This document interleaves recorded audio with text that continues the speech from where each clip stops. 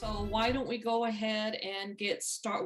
Welcome to the Community and Economic Development Committee, the first meeting of the year. Why don't we get started with roll call? Carrasco, Morales, Mahan, Here. Esparza, Here. and Foley. Here. Thank you. Great. Thank you. Thank you for joining us. I hope you all have had a good holiday break, and now we're almost finished with the first month in the new year. So still appropriate to say Happy New Year because this is our first meeting of the year, and we have good work for us ahead. So we have some exciting things that were coming forth before us in a few months and today. And Rosalind, I think you have, we're going to talk first about reviewing the work plan, and we have some changes to our work plan. Yes, thank you so much, Chair Foley, Rosalind Huey, Deputy City Manager. And I want to share with the committee some additions actually to our work plan for this spring. There was a memo to rules last week, and the Rules Committee did approve following action, adding 2 items to our work plan. The first one is an update from Planning, Building, and Code Enforcement Department with updated metrics and a dashboard data that details the bottlenecks in the development process, as well as recommendations for short and long-term improvements. For that particular item, the discussion and the action allowed the chair to decide the cadence of these updates. And staff is suggesting quarterly updates for this year until the end of the fiscal year. And we are suggesting updates in February and the second update in May. The second addition that was approved at Rules last week was for staff to provide an update to the committee on emergency interim housing and quick build interim housing. City staff is scheduled to take this item to City Council in June of this year.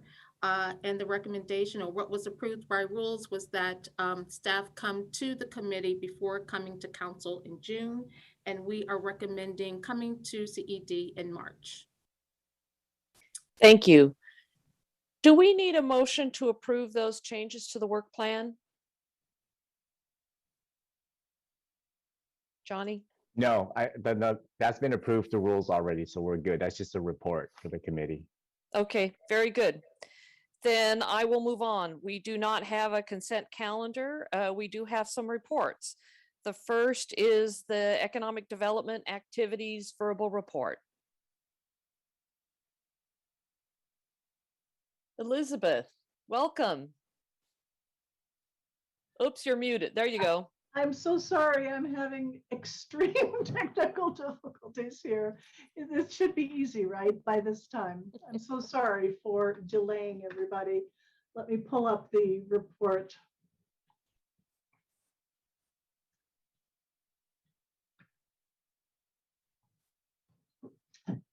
And if that's on the screen, then I will get going. And I appreciate your patience, Madam Chair and committee members. My name is Elizabeth Handler. I'm the Public Information Manager for the Office of Economic Development and Cultural Affairs. And this quarterly report is presented to provide you with an overview of the department's activities and outreach over the past roughly 3 months. One of the great things that happened just recently, in which we lead with, is the opening of Mariscos Costa Allegre. It's the 3rd Mariscos restaurant in the chain to open in San Jose. And it opened in East San Jose, just to the east of the 101 freeway, with great fanfare and virtually every possible public figure represented in the opening. It was delightful, and I really recommend everybody go there and have some amazing seafood. And they're open for breakfast too, which is incredible. So that's the ad for the moment. Downtown for the holidays. I'm sure everybody who went downtown during the holidays, especially after dusk, enjoyed the lights and the festivity, and of course the return of Christmas in the park, which was wonderful for all of us. And there were also a return of our classic favorites for the holidays, the Nutcracker, and a new debut to our holiday season, thanks to Three Below Cinemas, a Holly Jolly Holiday. So that was, it was fun to be able to recap that. We've had some cultural ambassadors appointed. Office of Cultural Affairs has appointed 6 amazing local artistic cultural spokespeople and activists to help drive the community into a frenzy of creativity. And they have projects that they'll be working on throughout the year, and we will be having much more news about them. We were able to participate along with the finance department and the CMO's communications team to get the word out about the business tax exemption period being extended. And we did it in a lot of languages and using a lot of communications channels. So here we have the blog post that was posted, and then there's links here to the post also in Spanish, Vietnamese, and traditional Chinese. We were able to report an interim report on the impact of the foreign trade zone on San Jose's economy. This isn't the final report, it comes out a little later this year. But there was a little bit of a drop, as can be imagined during pandemic, but we're looking to see a lot of positive reports on foreign trade zone activity coming up. There certainly has not been a lack of interest in the foreign trade zone, and companies are continuing to want to do their international business through San Jose's trade zone. We continued to promote the availability of funding where it was possible for various kinds of small businesses, including performance venues, which, as you know, took terrible hits during the pandemic. And the state opened up a new set of funding for performance venues. We also had new artwork coming to the airport, an installation called Threshold, which was extremely exciting and has two big display cases in the arrivals area in Terminal B. Very, very exciting work. And then I'm sure everybody knows Sonic Runway is back. We are thrilled to have it back. The opening event was just exciting, and the improvement in the installation itself is significant, and it's going to be here for 7 years, so we're really pleased. We were also able to get out a report this quarter on our development projects that includes the interactive map and a detailed project list showing significant activity in terms of investment in San Jose, projected projects that are being approved, as well as under construction. And there's expansions in commercial, industrial, office, residential, and hotel. It's all over.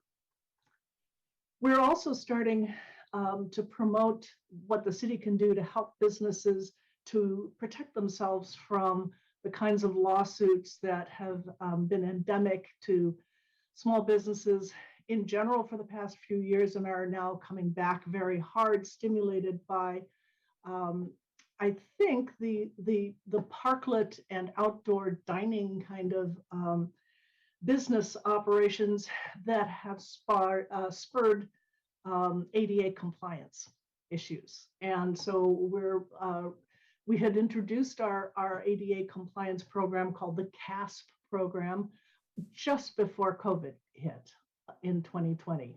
So once that distracted us all, there wasn't a lot of promotion put behind that, but we're putting it back together again. There are grants available to help businesses afford the inspections and the permits for improvements. And so we're going to continue to be pushing that in multiple languages throughout the next few months. Another set of funding, Cal Competes put together a state program from the Go Biz, the governor's business initiative, the California Competes tax credit and the California Competes grant program. The second funding round of applications for those is going to be opening up in early March. So we're going to be promoting that again. And that's it. That's our last 3 months in a dead run. And I'll be happy to take questions. And actually, I think Nancy would like to add some more detail on the work plan that the department has been pursuing. Thank you. Good afternoon, and thank you so very much. Yes, I just had a couple of things to add. Nancy Klein, Director of Economic Development and Cultural Affairs. We in San Jose, it's been a good pickup in the leasing activity that's been happening in San Jose. And because we all could use a little good news, I thought I'd mention that we have a biotech company named Ally Therapeutics that it's taking on 50,000 square feet in North San Jose, a biorobotics company leasing 160,000 square feet in North San Jose, Neo, which is an electric car company who has been growing over time here, is taking on another 200,000 square feet. Generate is a growing contract manufacturer, is moving here to San Jose from Sunnyvale.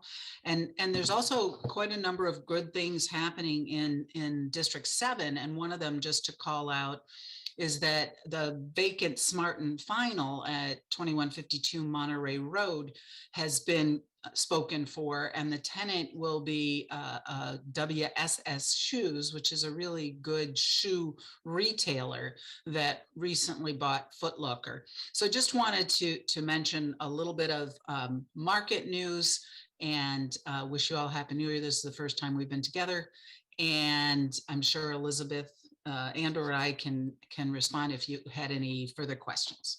Thank you.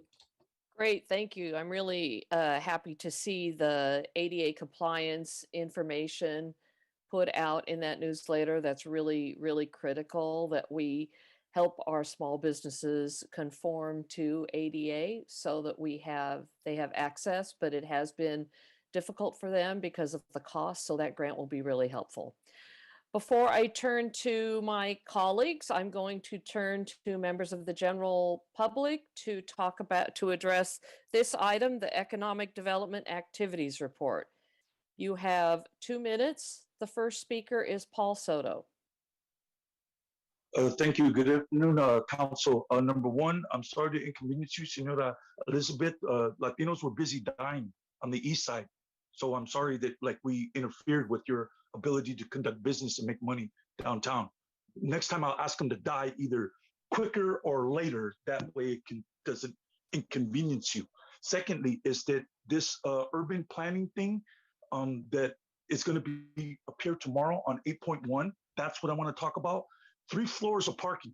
3 floors. Where that is not on Paul. That is not on the agenda. It's on That's urban tomorrow. Planning. No, this is on the urban plan. Look at your list. Look at the list that was just covered right now. Look at the list. You're interrupting me. Look at the list. Okay, go ahead. Urban planning. No, this urban planning. Okay, you interrupted me and broke my train of thought. And I'm tired of that. I'm tired of you people messing with me because I come here to tell the truth. I come here to tell the truth. Now, I'll finish my thought if you quit interrupting me, Senora Foley. Anyways, 3 floors of parking. That's what I want to talk about. I also want to talk about the fact that you stated on that document that there was no significant traffic impacts. Really? You got 3 floors of parking? And I want to know exactly how many parking spaces are there? That's another one. I'd like to also know, let me see, what was the other one? Pre-pandemic rent. You stated on there that because we are still below pre-pandemic rents, I want you to give me some figures. Tomorrow, I want these figures. I want to know exactly how much pre-pandemic rent was, and then I want to know how much rent is now. Because if those numbers don't add up, that means that document is invalid. It is invalid. I read every single word. I know what I'm doing here, and I'm not going to be playing with you guys no more. I am not playing. I don't mind if you don't play with me. I had 4 bullets fired at me. Okay, 4. Okay, by a sitting council member right now. Ain't nobody calling it that. So don't you ever interrupt me again. Next caller is Blair Beekman. Hi, Blair Beekman here. Thanks for the meeting today. You know, I'm not fully familiar with this department. It's the Economic Development and Cultural Affairs Department. And reading over its memo, it sounds more like a facilitator of programs, and possibly it was a part of the old redevelopment agency, and now it's kind of a facilitator of local business programs and such. I worry that with the upcoming item on the agenda tomorrow about the Carlisle, that is a part of the updated development projects report. I worry about the Carlisle, and I worry that you know, all the new tax incentives that are going to be given to the Carlisle, what that's about, and what's the role of this committee as a part of that. And to simply note that at this time, and I think I'm uncomfortable with what the Carlisle is doing, and I want to give it a break as much as I can, but I'm growing uncomfortable with what they're doing. Blair, the Carlisle is on the agenda for tomorrow. It's not being addressed at this committee meeting. I'm sorry, I had assumed it was a part of the urban report that was mentioned, urban development projects report. So I'll stop there and just simply offer, yeah, I think I'll just stop there. Thank you. Thank you. Next caller is Tessa Woodmansee. Okay, thank you very much. Well, you know, the frustration of what I'm hearing from the public is the frustration about how we're going forward as a city, as a community, as a species, because we are not addressing the real elephant in the room, which is our climate crisis. And when we go forward with 3 stories of what is it, parking, that's frustrating, because this is where we're not making the systemic changes that we need to make. And even you, and I want to acknowledge Pam Foley, that you said that pedestrian safety has to be our utmost priority in our city. You said that after the 2 deaths and 1 serious injury on Almaden Expressway. And the fact that we even have an expressway going through our community is the problem. And so when people are frustrated, you know, and even with the Carlisle, I don't know exactly what that's about. I think it's a hotel. It's all about business as usual. And here we are celebrating the restaurants and saying that it's all good. Yeah, well, the people are dying in the restaurants. That's where we've had the most COVID, is in the restaurants and in our stores. And yet we're not changing. We're not having systemic change, which really looks like growing our own food so that we don't have to go into stores.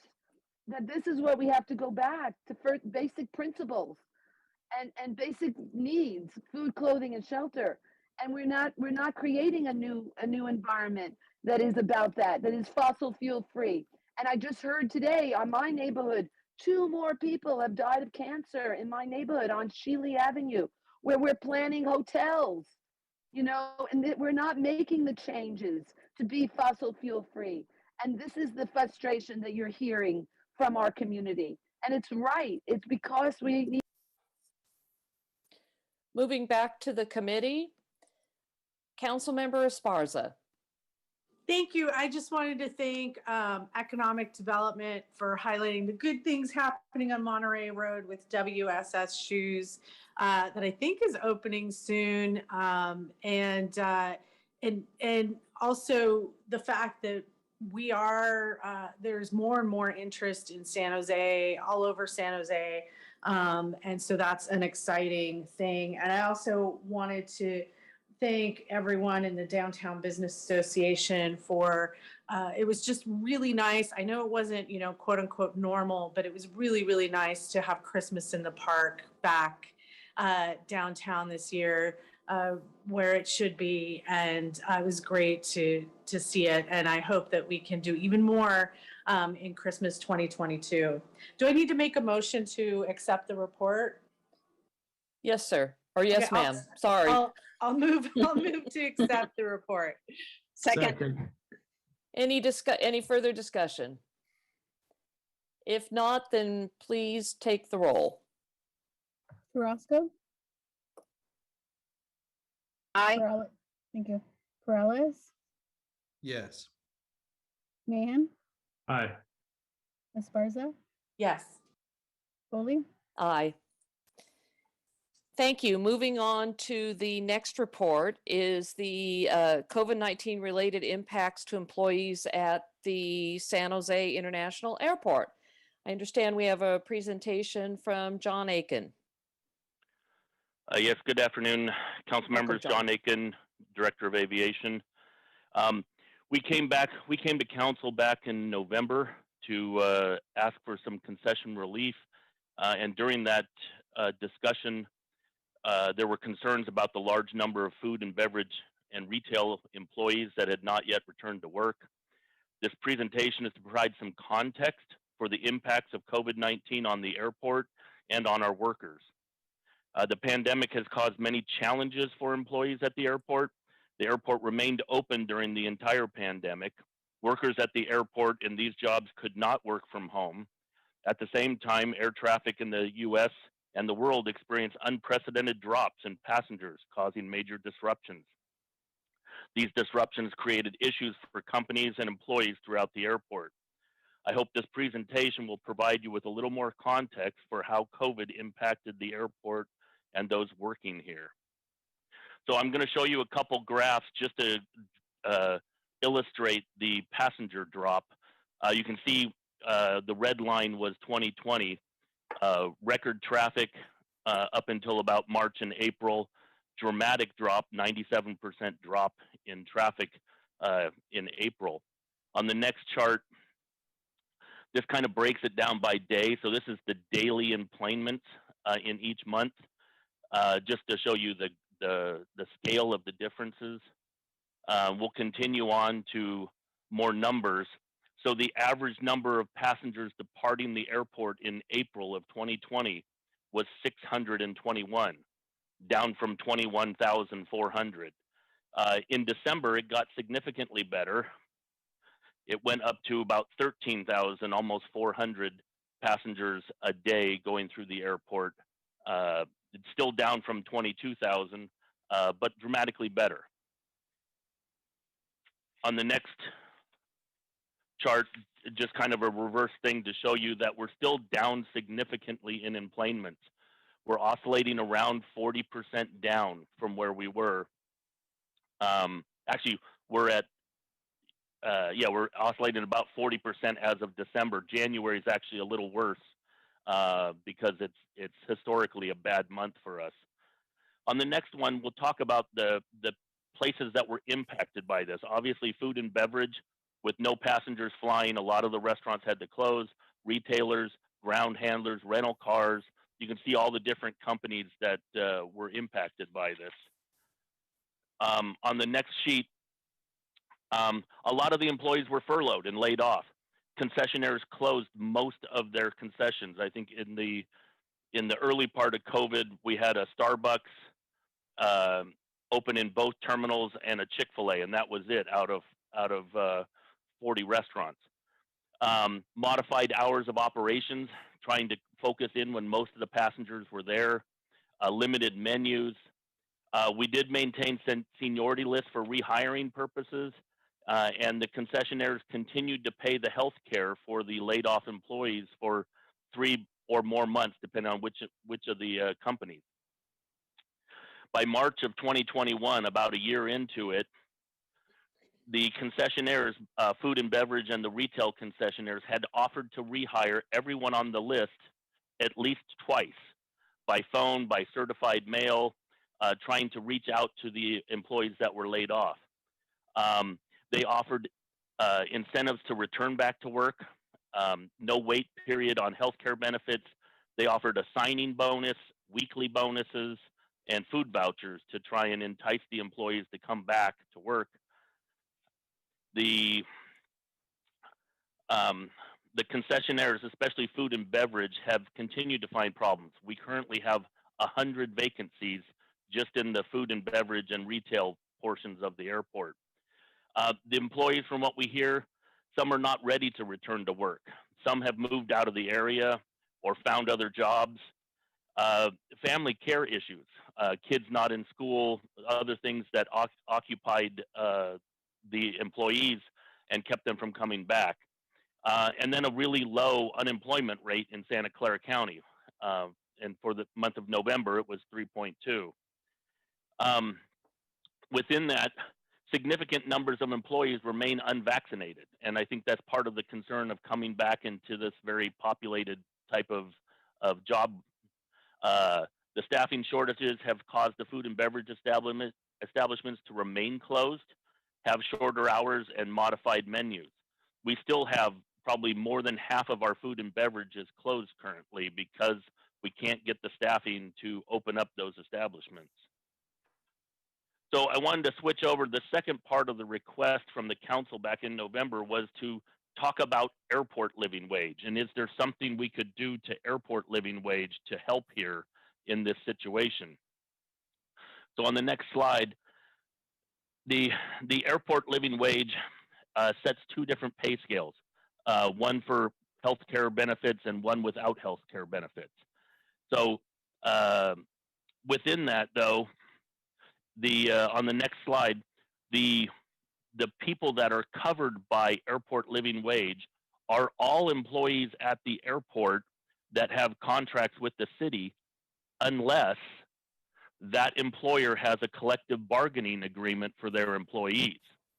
And 100% of the food and beverage and retail employees that are non-management have collective bargaining agreements. So airport living wage will not apply to the food and beverage and the retail employees.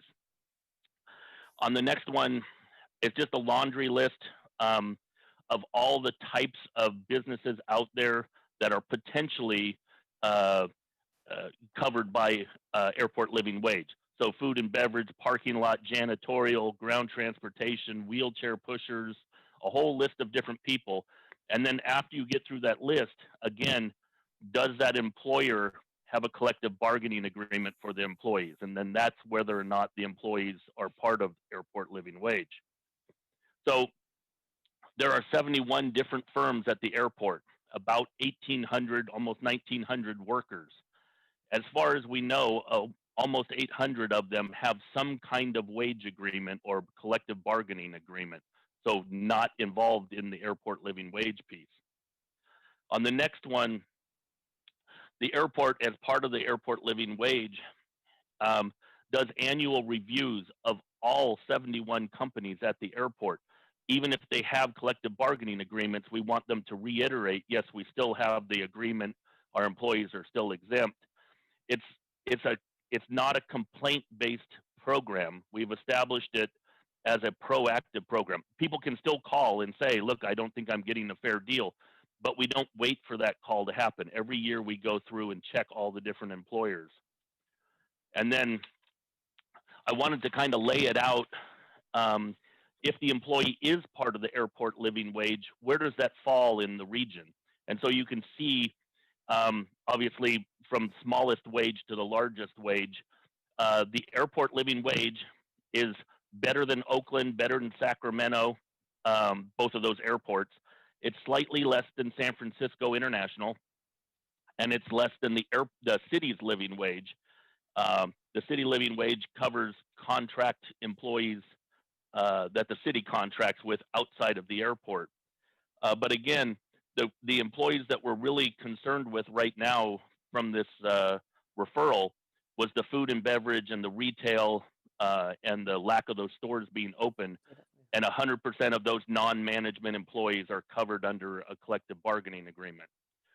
So the last part, we do have, and I put this on there just because there might be public listening, we do have a person that is their contact if they feel there's a wage problem, they have questions about their employer and how they're paying or what kind of health care benefits I should be receiving, Magdalena is there to talk to each of them and go through that. So we have a staff person that does this, not quite full time, but she's there to listen to the employees and employers if they have any concerns about their wages. So with that, I'd be happy to answer questions and go from there.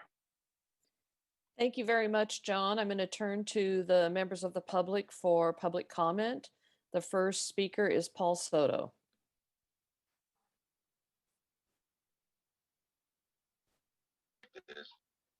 And the farm workers, I can remember this when I was a kid, used to do this. Yeah, Paul Soto from the Horseshoe.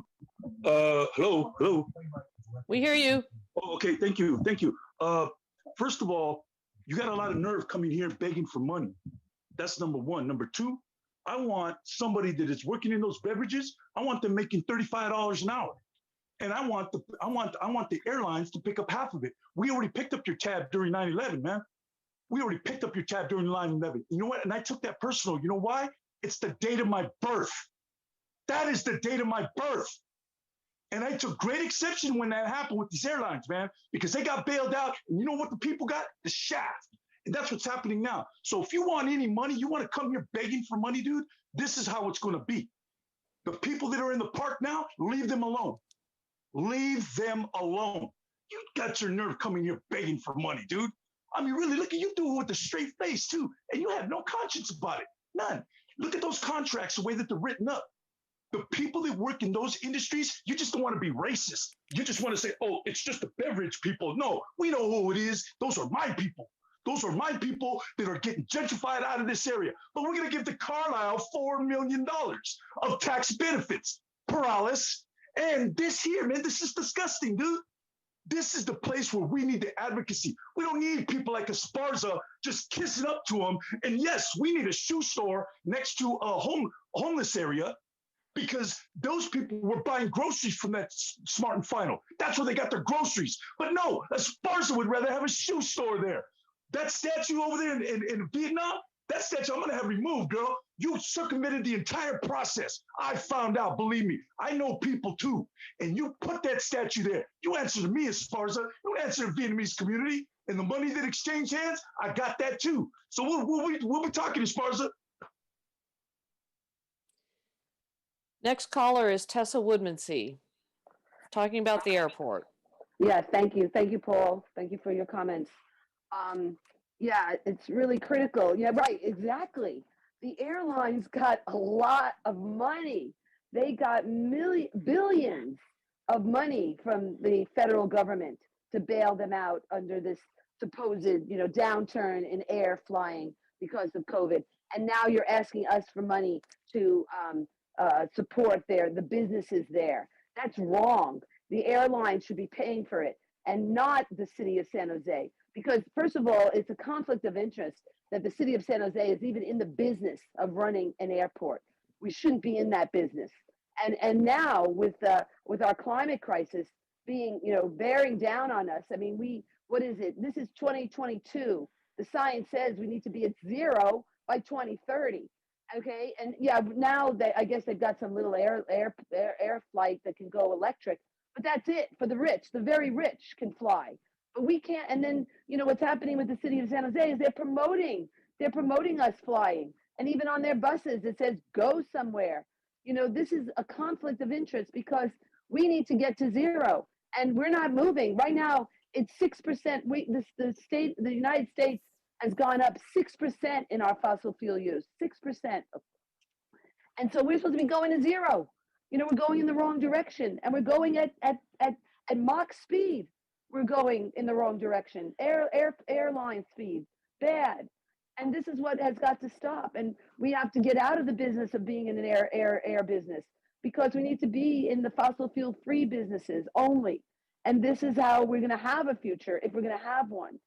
And so, this whole issue of asking us for more money for these businesses should definitely be the airline's responsibility and not the city of San Jose, for sure. And we need to go to zero fossil fuel uses. Next caller is Blair Beekman. Hi, thank you. Blair Beekman here. I hope, you can be accepting of public comment from ourselves today and overall as a way for the public to offer information in relation to the items on the agenda. On the previous item, there was a, development projects report that had the Carlisle in it.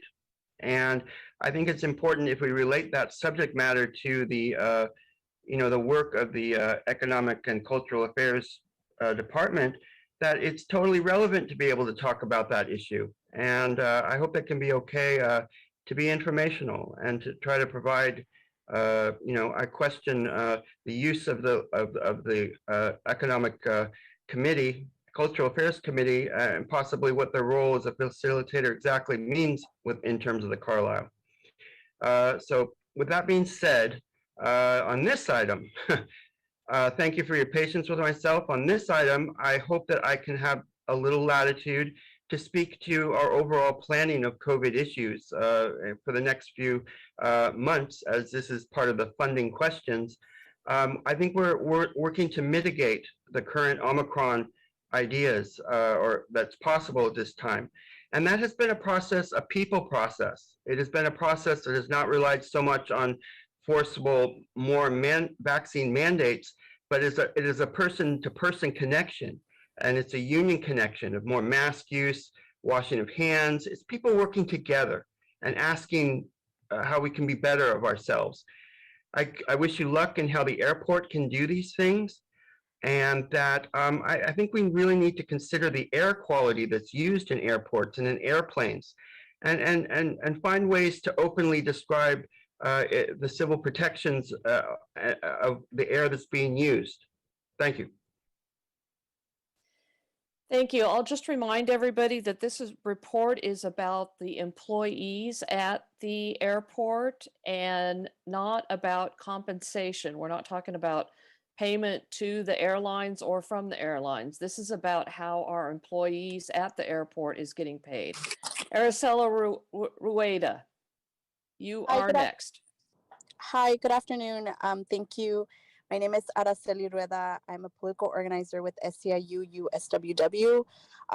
As organizations that represent the workers at the airport, we can be a partner on many of the issues addressed in this report. We can work together to address staff shortages and vaccination levels, but in order for that to happen, we need to be treated as a stakeholder. We ask that this committee direct staff to return once they have undertaken an engagement process that includes engagement with unions and labor organizations, an equity analysis of the airport living wage, and an actionable proposal for creating a structure for enhancing the voice of workers at the SJC. Thank you.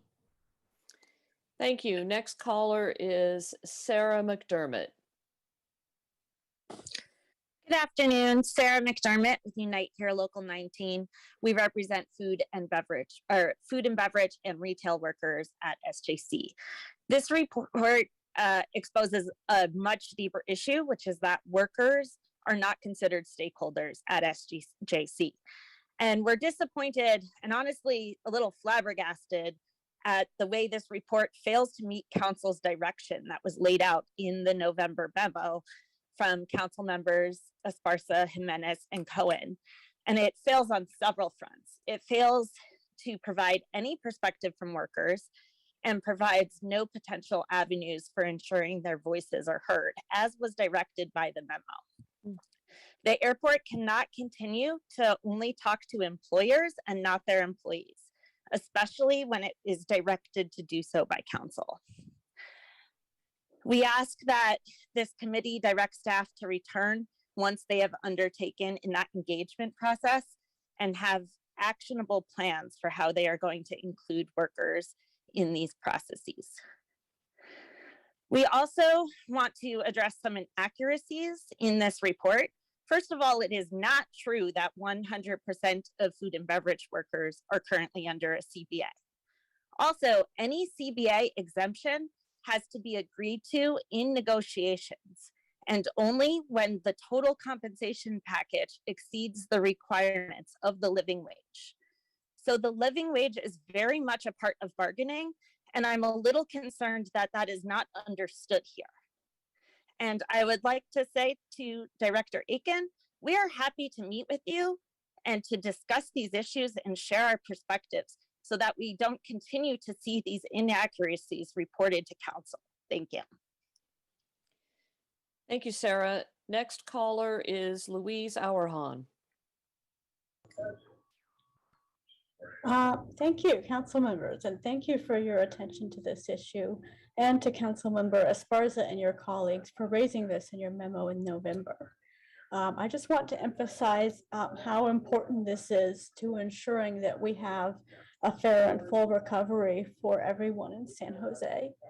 The workers at the airport represent some of those who have been hit hardest, both economically and in their health by COVID and its effects. They are workers of color, they are immigrants, they are women, they are the communities most in need, and they are also the ones who've made our airport run for many years. But during COVID, they were also the hardest hit and among the last to recover, and are still trying to recover from the economics impacts of COVID. We know that our airport and our tourism will come back eventually. It may look a little different, but it's coming back. We also know that the airport has received, I believe so far, about 55 million in recovery FAA funds, but the workers aren't seeing that. And the workers also are not seeing just basic communication and respect and the kind of relationship that we need to have with our workforce in these critical areas. So I would ask that we continue to follow the direction of the memo to bring back a real report that talks to the workers and makes recommendations about how we can improve working conditions, communication, and respect. If you're looking for models, SFO has a lot of these policies and relationships in place that have worked well even through COVID, and I'm sure there are other airports throughout the state that we can look at. Thank you very much. Thank you, Louise. Next caller is Elmer.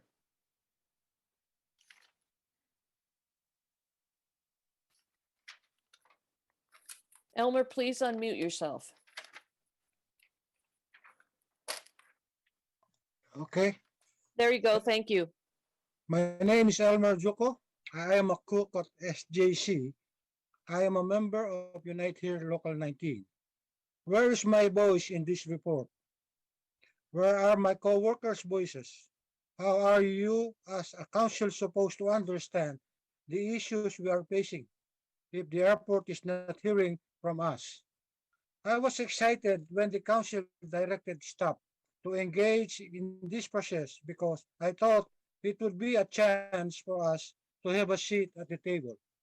I hope this committee will direct staff to treat us like stakeholders and include us in the process. Thank you. Thank you. Next caller is Brian. Thank you to the committee. I hope everybody is hearing a recurring theme of people who are supposed to be stakeholders, like the citizens of San Jose, being left out of the discussion. And that's par for the course on pretty much any of these topics. We can comment all we want. We can comment on the e-comments, we can comment via email, we can comment via this and that, and we will be ignored. And it's frustrating. And I hear these fine workers who kept planes running, catching all sorts of trash from people who say they're part of some conspiracy because of COVID-19. And everybody tried their best. It worked, and we all worked really hard. Where I work at, we have a big say in what's going on. It's employee-employer relations going back and forth, and we really feel validated.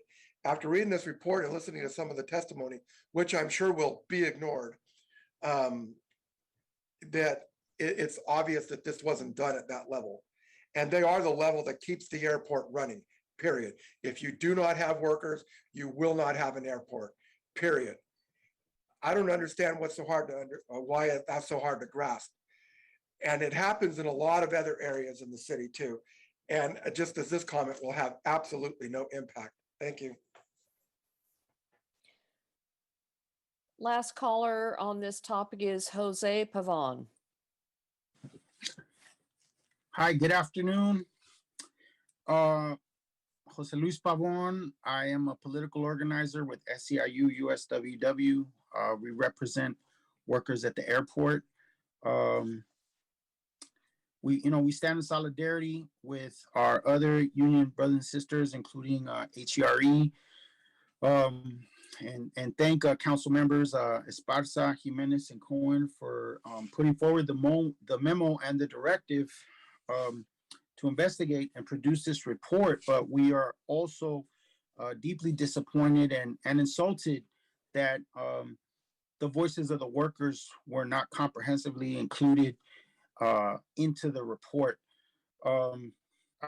As everyone has said, without labor, the airport will not function. Our workers have taken serious risks. Our workers have taken serious economic hits when their work slowed down. And so we feel like it is absolutely essential that essential workers have their voices included in this report and the analysis of how the city of San Jose is going to respond to providing adequate support to the needs of the workers at San Jose Airport. Thank you very much. Thank you. Turning back to the committee, Councilmember Esparza. Thank you. And thank you for the report. And I definitely understand that there are challenges throughout the county, the city, the county, and the nation in terms of hiring staff. And these are some of the issues that we've tried to address at the council in terms of child care assistance and rec programs for children to give parents some support. There are also organizations that we're partnering with that give mental health support to children and to their parents because of everything that's going on right now. And all these issues are interrelated. So in looking at this report, it looks as if the conditions of the workers were from the perspective of the businesses and did not take into account the voices of the workers.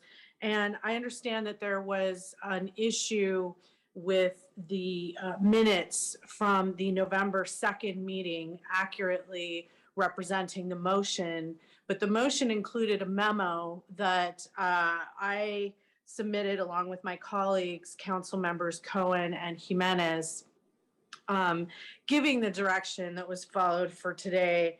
And in that memo, it says, as part of this effort, we ask staff to outreach to those unions and labor organizations that represent workers at the airport, and that's in the memo. What engagement did the airport have with the unions to develop this report on the conditions of the workers? So the staff at the airport meets with the unions semi-regularly. The union will come to us and ask to meet. We did a job fair and encouraged the union to work with us to get people out for the job fair to look for new positions. Our communication with the unions in the last couple months has been quiet because the unions are currently in negotiations with the food and beverage companies. And I didn't feel it was our place to get in the middle of those negotiations and to have conversations. I think the employee voices have a representation with the union, and that union works with the employer, which is also still not the airport, to work on those items. And so we purposely stayed on the sidelines during the negotiations as to not get in the middle of something that is really beyond the purview of the airport. But historically, when they're not in negotiations, we do talk with the airlines or with the unions quite often. So this report was brought to us with no meetings with the unions per council direction on November 2nd. Is that correct? That's correct. The part where we were supposed to get the employee's opinion, I I did not recall that from the council meeting, and so I took a different direction and tried to explain.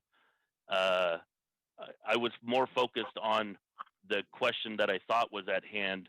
Why are we not hiring more employees? Why are the restaurants closed? Why are their hours, being cut, at the restaurant not being open as much? And so I guess I took the opposite side of the question because I honestly did not recall the part about getting with the actual employees, because it would be, I guess it would be difficult for us to do that, not impossible, but I just didn't even see that as part of the thing, and I apologize for not seeing that part of the memo. Yeah, I think that was the point that we were trying to make on November 2nd. That was the purpose of the discussion, was to understand what the employees, and I'll share with you, I have a lot of employees that live in my district. So these are not strangers to me. They're families I know and that I talk to. And so I hear from them about all the things that they're going through. And then I think that is a voice that's missing. And more importantly, it was a unanimous vote on the city council on November 2nd that gave that direction. And so I have one more question before I make a motion of that. I also wanted to clarify something else, which is that the report stated that the concessionaires continued to pay health insurance for 3 months following layoffs. My understanding was that this health insurance was not provided by the concessionaires, but by the unions. Can you, or perhaps Unite Here or SEIU, elaborate on that? My understanding of the benefits, at least from one of our concessionaires, is that it is a union healthcare package, and the concessionaires pay several months in advance for each employee. And so they put money into a fund that then the union uses to pay the insurance bill. Host and the other concessionaires had paid 3 months in advance. So the union had that money for the sole purpose of paying the healthcare benefits, which should have been enough money to pay for 3 months, because that's what they put in the account ahead of time. So depending on how you look at it, I mean, yes, the union paid for the healthcare benefits, but they paid for it with the money that the concessionaires gave them in advance. And so that might be where some of the disagreement or misunderstanding comes from. But that is from speaking with our concessionaires, that's how that process works. Okay, thank you, John. And can somebody please bump up Sarah? Yeah, I see McDermott that. or Yeah. Hi. I see Sarah's here, so go ahead, Sarah. Please address Councilmember Esparza's question if you could. Yeah, thank you for the question. So it is, employers make healthcare contributions, per hours worked. And it is true that they pay forward, right? But it goes into a union health trust fund, not directly to the union. I don't want anyone to go to jail. It goes to a union health trust fund, and that trust fund covers the health insurance. What did not happen is the employer stopped making contributions when people were laid off. Other employers, not at the airport, such as some of the hotels, continued to make contributions for several months. So that drains the trust fund. So to put in that that the concessionaires paid health insurance for an additional 3 months is inaccurate. That payment was for hours worked in the past. So Sarah, just to clarify, it wasn't an additional benefit. The employees paid into the fund. Yes, that is through the contract. Got it. Okay. Yes. Thank you. Anything else, Council? And yeah, and it was for hours worked. It wasn't post layoff. So I would like to make a motion to I think this report is incomplete because it does not meet the direction given by council on November 2nd. And so I would like to make a motion to have this come back after those discussions take place. And Rosalind and John, I'm trying to be supportive on a date. When could this come back after those discussions take place?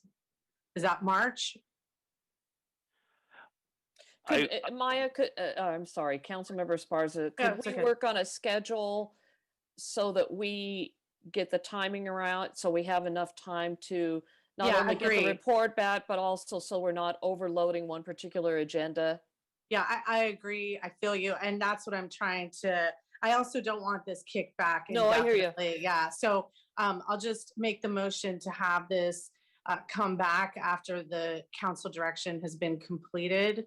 And if the chair and John Aiken and Rosalind can work on scheduling that, that works for me.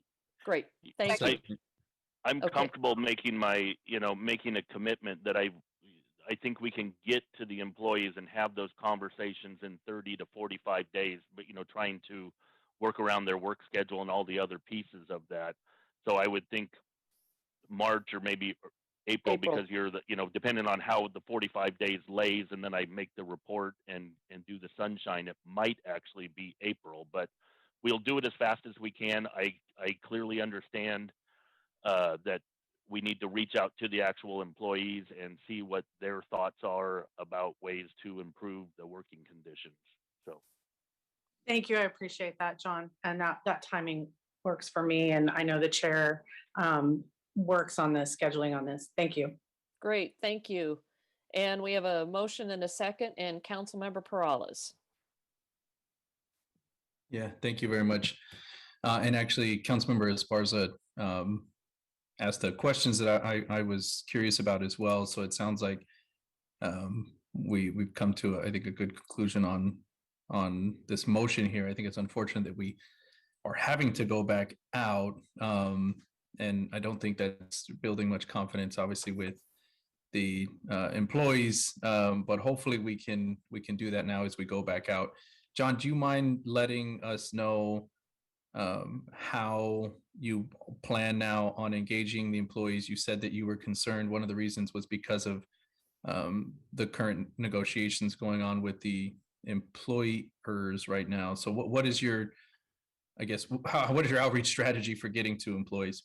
yeah, I think my strategy would start with getting with Enrique from Unite Here and asking him honestly, where are you in the negotiations? Are you at a place where the city inserting themselves right into this question is not going to derail something as critical as negotiating the next several years, right, of pay raises and stuff for the employees? So if Unite Here feels that this is a good time, work with them to find opportunities to have the employees come downstairs in groups and speak with the airport team. Probably reach out to the concessionaires also, the employers, and see if they have any concerns with us talking with the employees right now, and just kind of make sure that we're not sticking ourselves in the middle of union negotiations, right? I want to make sure that we don't derail that. But I think it starts with talking with the unions, because they can gather the employees together for us, right, and have a productive discussion. Okay, yeah, I wanted to make sure that was the route. I didn't know what your thinking was, but I do think if you reach out at least to the unions first, then that way you can figure out the best next step to communicate with to get the voice of the employees involved. Okay, thanks. That's it. Thank you. Thank you, Councilmember Esparza and Perales. I actually had the same questions about outreach and communication with the employees. And I just will say that I flew out of the airport around the holidays, and I was really impressed by the professionalism of all of the staffs, both in food and beverage, in TSA, in every aspect. And, that's really a crazy time to be flying out, but it was done professionally, and I was impressed. But I'm glad to hear that we're going to be reaching out back to the employees, as we should be doing, and then getting a report back in a few months. So we'll prioritize that as soon as we can. With that, let's vote. Roscoe, Aye. Morales, Yes. Mahan, Aye. Esparza, Yes. Foley. Aye. Thank you. Next report is the local small business inclusion in procurement, the annual report. And I understand we have Matt Kano and Matt Lush. Slight difference. Good afternoon, Chairwoman Foley. I am Matt Lush. I'm Assistant Public Works Director. I'm joined in this presentation by Jennifer Chang of our Finance Department, but also in the audience and joining me is Matt Kano, our Public Works Director, and Lauren Profit, our Procurement Manager in Public Works. So Jennifer and I are really happy to be here this afternoon. On this topic, it is a little bit later in the fiscal year than we would typically be presenting, because this is for 2020 through 2021 period. We'll be doing this presentation in two parts. Jennifer will kick off and talk about the bulk of the city's procurement work led through purchasing finance, and then I'll present the CIP procurement data itself. The memo has a slightly different subject line as city contracting and local and small businesses, but this is the essence, and the data and information is exactly the same. So I'll kick it over to Jennifer to take over the procurement part. Thank you. Great, thank you, Matt. Thank you, Chair and committee members. I'm Jennifer Chang. I'm the Deputy Director of Finance over Purchasing and Risk Management. So next slide, please. Just to recap, finance purchasing is responsible for the procurement and contracting of equipment, goods, non-consulting services here at the city. So some examples include like fire trucks, maintenance repair services, landscaping, fuel, software, IT systems, and that of the like. In the last fiscal year, we spent just over $320 million on these purchases, where local spend award is estimated to be around 31% of total spend, and small business award around 7%. In addition, just over $13 million was spent using the city's procurement card program, also known as P cards. So P cards are designated to facilitate small dollar purchase transactions, and we estimate about 29% of those P card transactions were spent with local businesses. Unfortunately, due to the extraordinary demand placed on the purchasing division as a result of the COVID-19 pandemic, finance was unable to expand our efforts in participating in local, small, and minority business outreach events. It seems that the usual events were not held because of the pandemic, and we were not made of any events from our usual partners and contacts. However, staff will continue to research and pursue opportunities to participate in these outreach events as made available and appropriate. Next slide, please. This slide shows the trend in purchase order and contract spend by overall dollars and by local and small business spend. So the overall bar represents total spend, and the colored bar shows the breakup between small businesses, local businesses, and all other businesses. So as you can see, overall spend has been trending upwards in the last 5 years, and in particular in the last 2 fiscal years, and from 2019-20, 2021, you see a bigger spend. And the reason for this is because of the pandemic. In March 2020, staff delayed the competitive bidding process and extended and increased many existing purchase orders so that we could prioritize COVID-19 procurements and contracting. In 2020-21, staff then has been trying to play catch up on the backlog of procurement requests that have accumulated, while also prioritizing, while trying to address the COVID-19 procurements and contracting.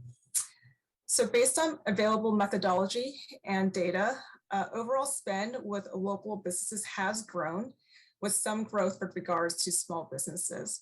In the last fiscal year, in 2020-21, that last bar there, we estimate that local spend comprised of about $98.7 million, and small business spend was about $21.7 million. This slide here shows the trend in a number of purchase orders and contracts award made by fiscal year, broken up by local. I'm sorry, Matt, can we go to next slide, please? Thank you. So this slide here, this slide 4, this shows the number of purchase orders and contracts award made by fiscal year, broken up by local, small, and other businesses. So in that last bar there in 2020-21, we did business with 2,197 vendors, with 403 of those with local businesses and 87 with small vendors. Taking that previous slide that you just saw together with this one, you can see that the city has increased contract spend with a slightly smaller pool of local and small business vendors. In reviewing the data, it seems the city has significantly reduced spend in some commodities, or in some cases did not spend at all. And those commodities would be furniture, building maintenance services, telecommunication, printing, fuel, video production, and various small dollar and miscellaneous goods and services, which may make sense given the number of people who have been working remotely throughout the pandemic. And with that, I'll turn it over to Matt.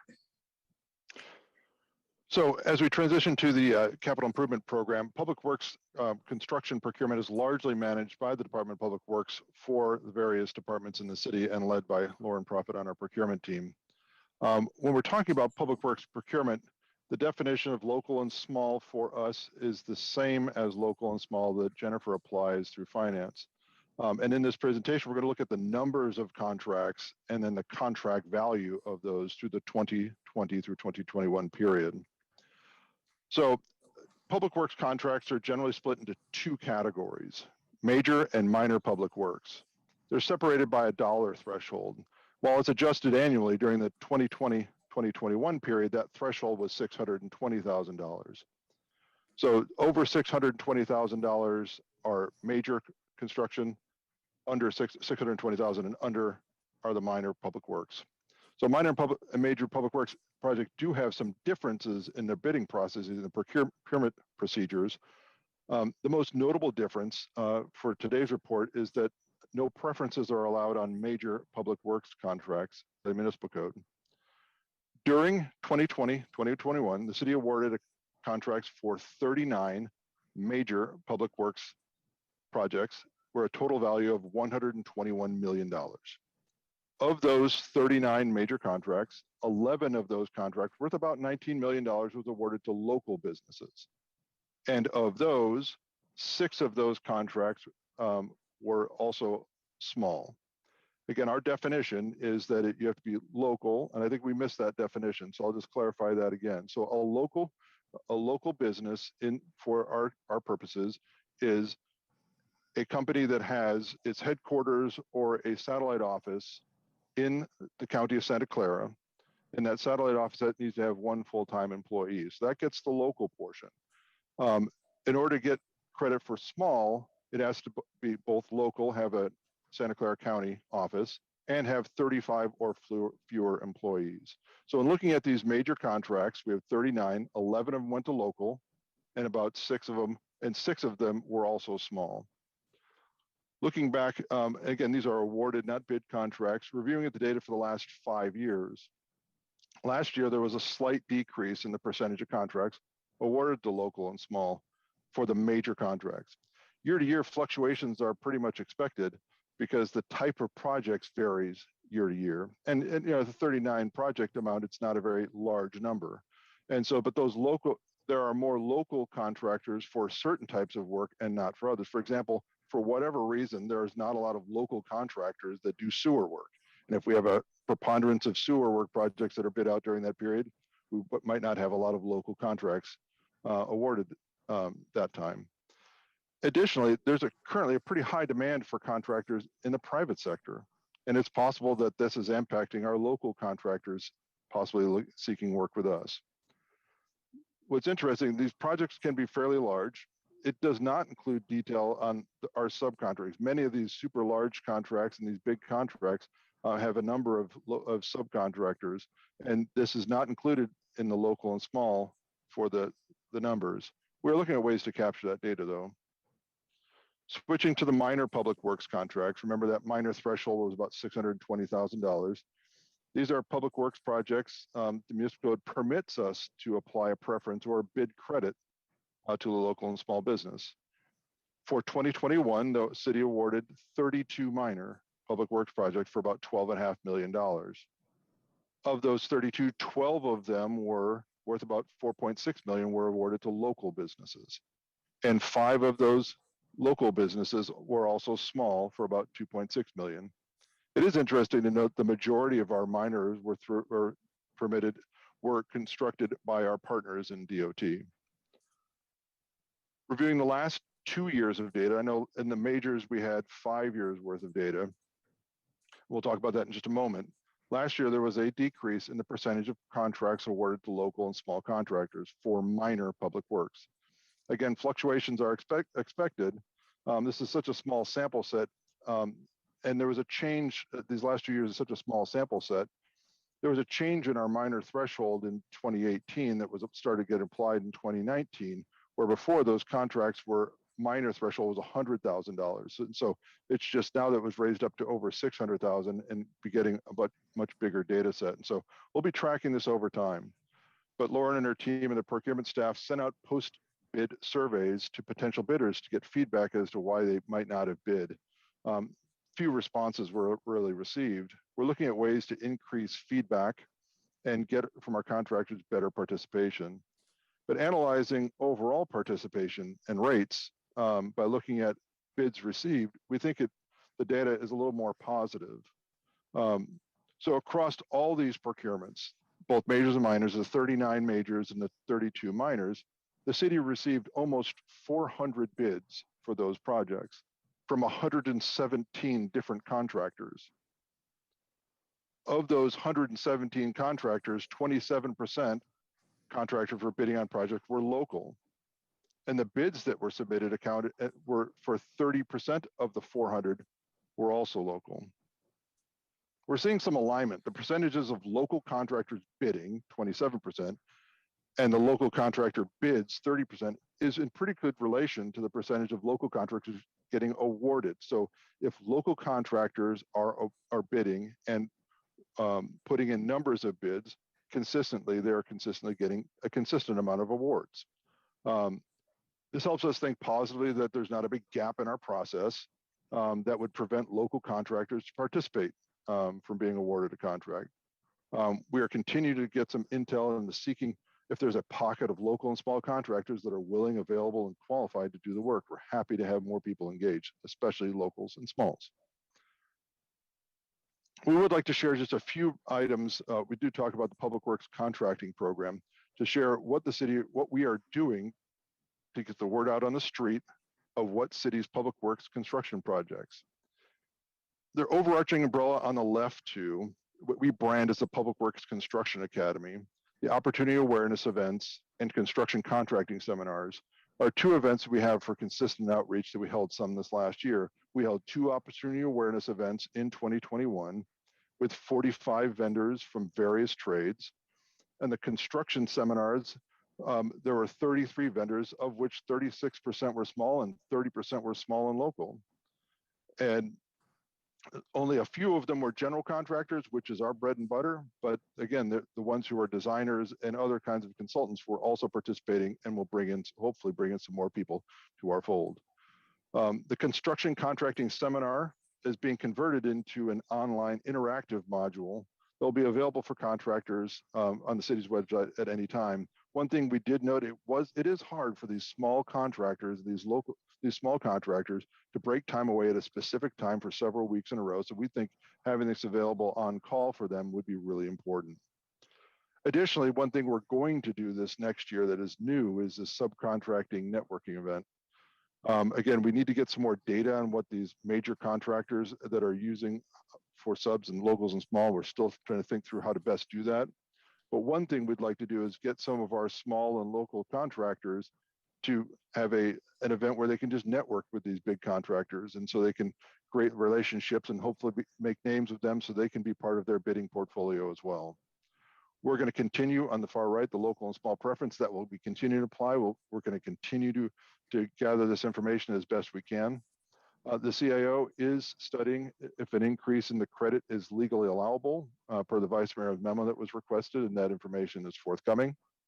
We would like to seek some input and from the committee on our overall presentation and a few other thoughts, knowing that, you know, if you come up with lots of new initiatives, we don't have a lot of staff, we can poke around at some things, but to say whole brand new initiatives, we're not really staffed to dig into full things like that. But we would like to know, what is the overall goal that you would like to have for us?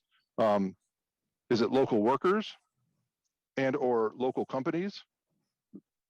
Probably the answer is yes, is what we would expect. Are our incentives aligned to getting and aiming at that goal?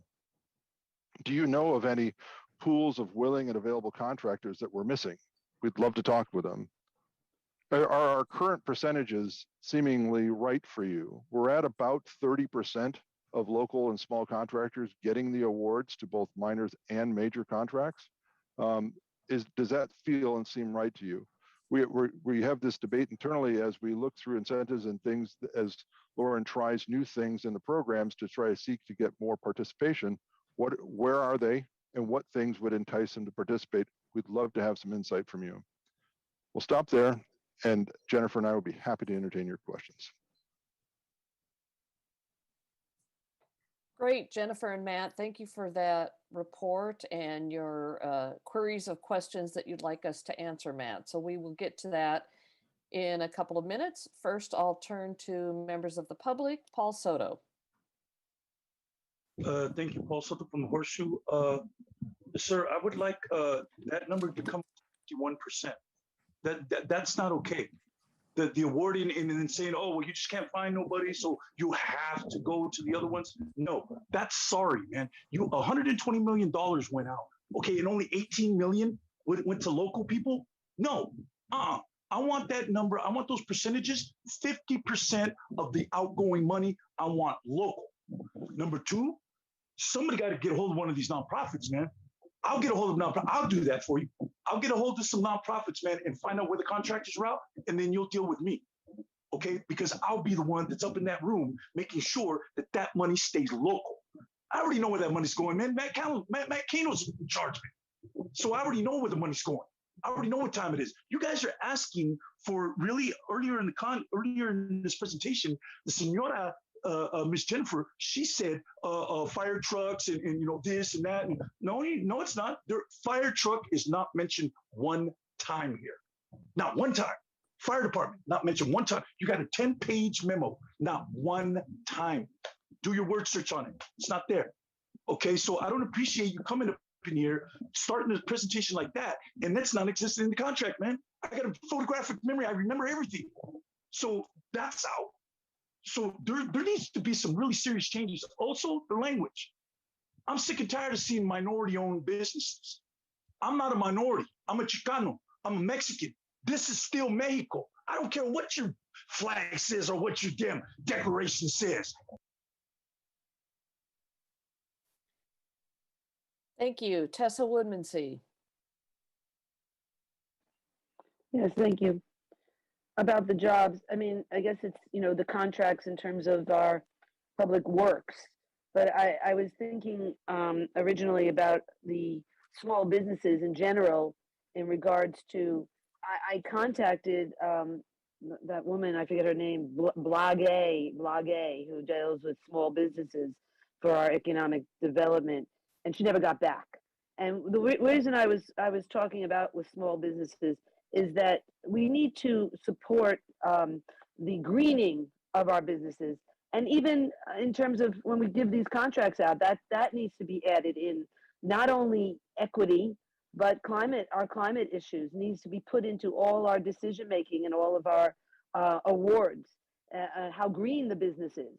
And so that's something to think about. And when I was talking about with small businesses in regards to Blage, was in regards to the farmers market, for instance. You know, you have the trucks there that serve food, and that bring, you know, all the trucks that deal with the food generation.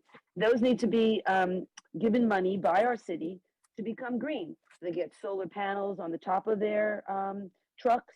They could, you know, run their, you know, little cooking equipment on that, and that's what we need to start doing. is supporting businesses and helping them to be fossil fuel free and don't not using any fossil fuels to run their vehicles. So ideally, we would even get them electric if we're going to be supporting truck food presentation. Then they need to have electric trucks, and they need solar panel to run their operations, which they can actually run off of their trucks, which is really a really good idea too.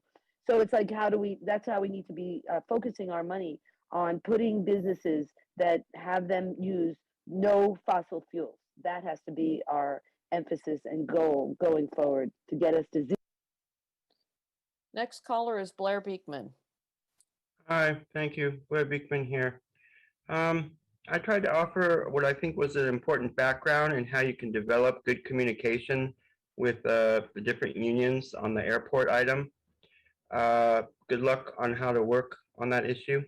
For this issue, to comment on the memo itself,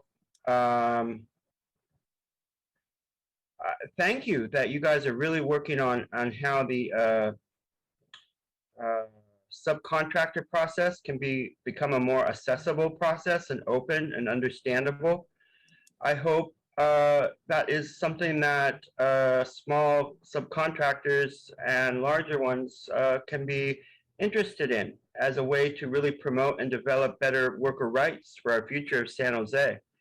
I think if you present it in those terms, I think it could prove to be something really interesting and hopeful for ourselves. Thank you for those efforts. And I wanted to hope to try to quickly offer, oh yeah, there's ideas of, as part of the procurement process with technology. The future of when we purchase surveillance and data collection technology, we can start to make asks in the procurement stage that the technology that currently is aggregate data that's swept up, that can have a better system of civil rights and civil protections that creates the ideas of sanctuary city policies even better. We can refine those policies with aggregate data things at this time. We can start to do that. Good luck in those efforts. And with small business loans and things like that, they'll be wanting to purchase HVAC systems for their COVID and stuff. I'm going to try to really learn how to talk about better air quality issues and what can be a neutral space to talk about that. Thank you. Turning to council member or the committee, council member Esparza. Thank you, Chair. So Matt, you asked us for input. I'll give my input, which is yes to local businesses and yes to local hires. I think that's what we would love to see, everybody do well and make lots of money and have a good quality of life, right? So that's my preference, speaking for myself. And I had a question.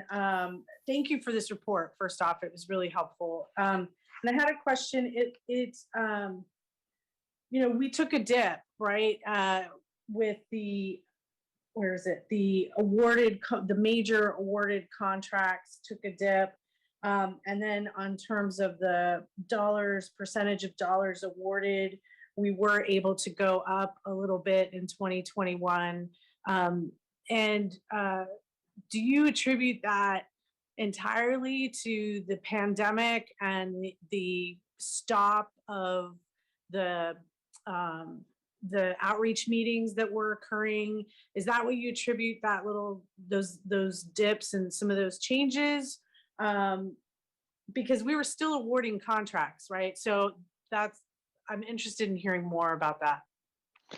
Yeah, I think what's interesting, the fluctuations from year to year are pretty hard to determine a single thread. First of all, they're pretty small numbers of projects. We only had 39 awarded projects last year, and that number doesn't fluctuate that much year to year. It's between almost up to 50 at kind of its peak on these majors. When you don't have that big of a number, any particular kind of project could swing it one way or another.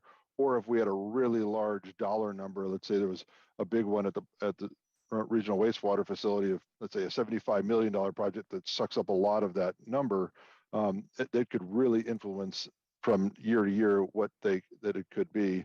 we didn't see, since the outreach events were really trying to get new people as part of our contracting fold, we didn't necessarily, even though we held off on one, we did still hold two last year. We didn't think that necessarily influenced it because those are for new ones. It was really, we would expect some fluctuation year to year. It really would have to be the types of projects and then what kind of local contracting community we have for those types of projects. But again, we only had about 40, so it's not we have a great insight as to what's the real trigger. Thank you. And hopefully over the next year, as we've lowered the threshold, we can have more. And I know I and my colleagues love reaching out to local businesses, and I'm happy to help on the outreach as much as I can. So I offer that. With that, I'd like to make a motion to accept the report. Is there a second? I'll second. Thank you. And that's it for me, Chair. Thank you. Great. Thank you. Councilmember Perales. Yeah, thank you. Sorry. So I would agree. You're looking for that feedback.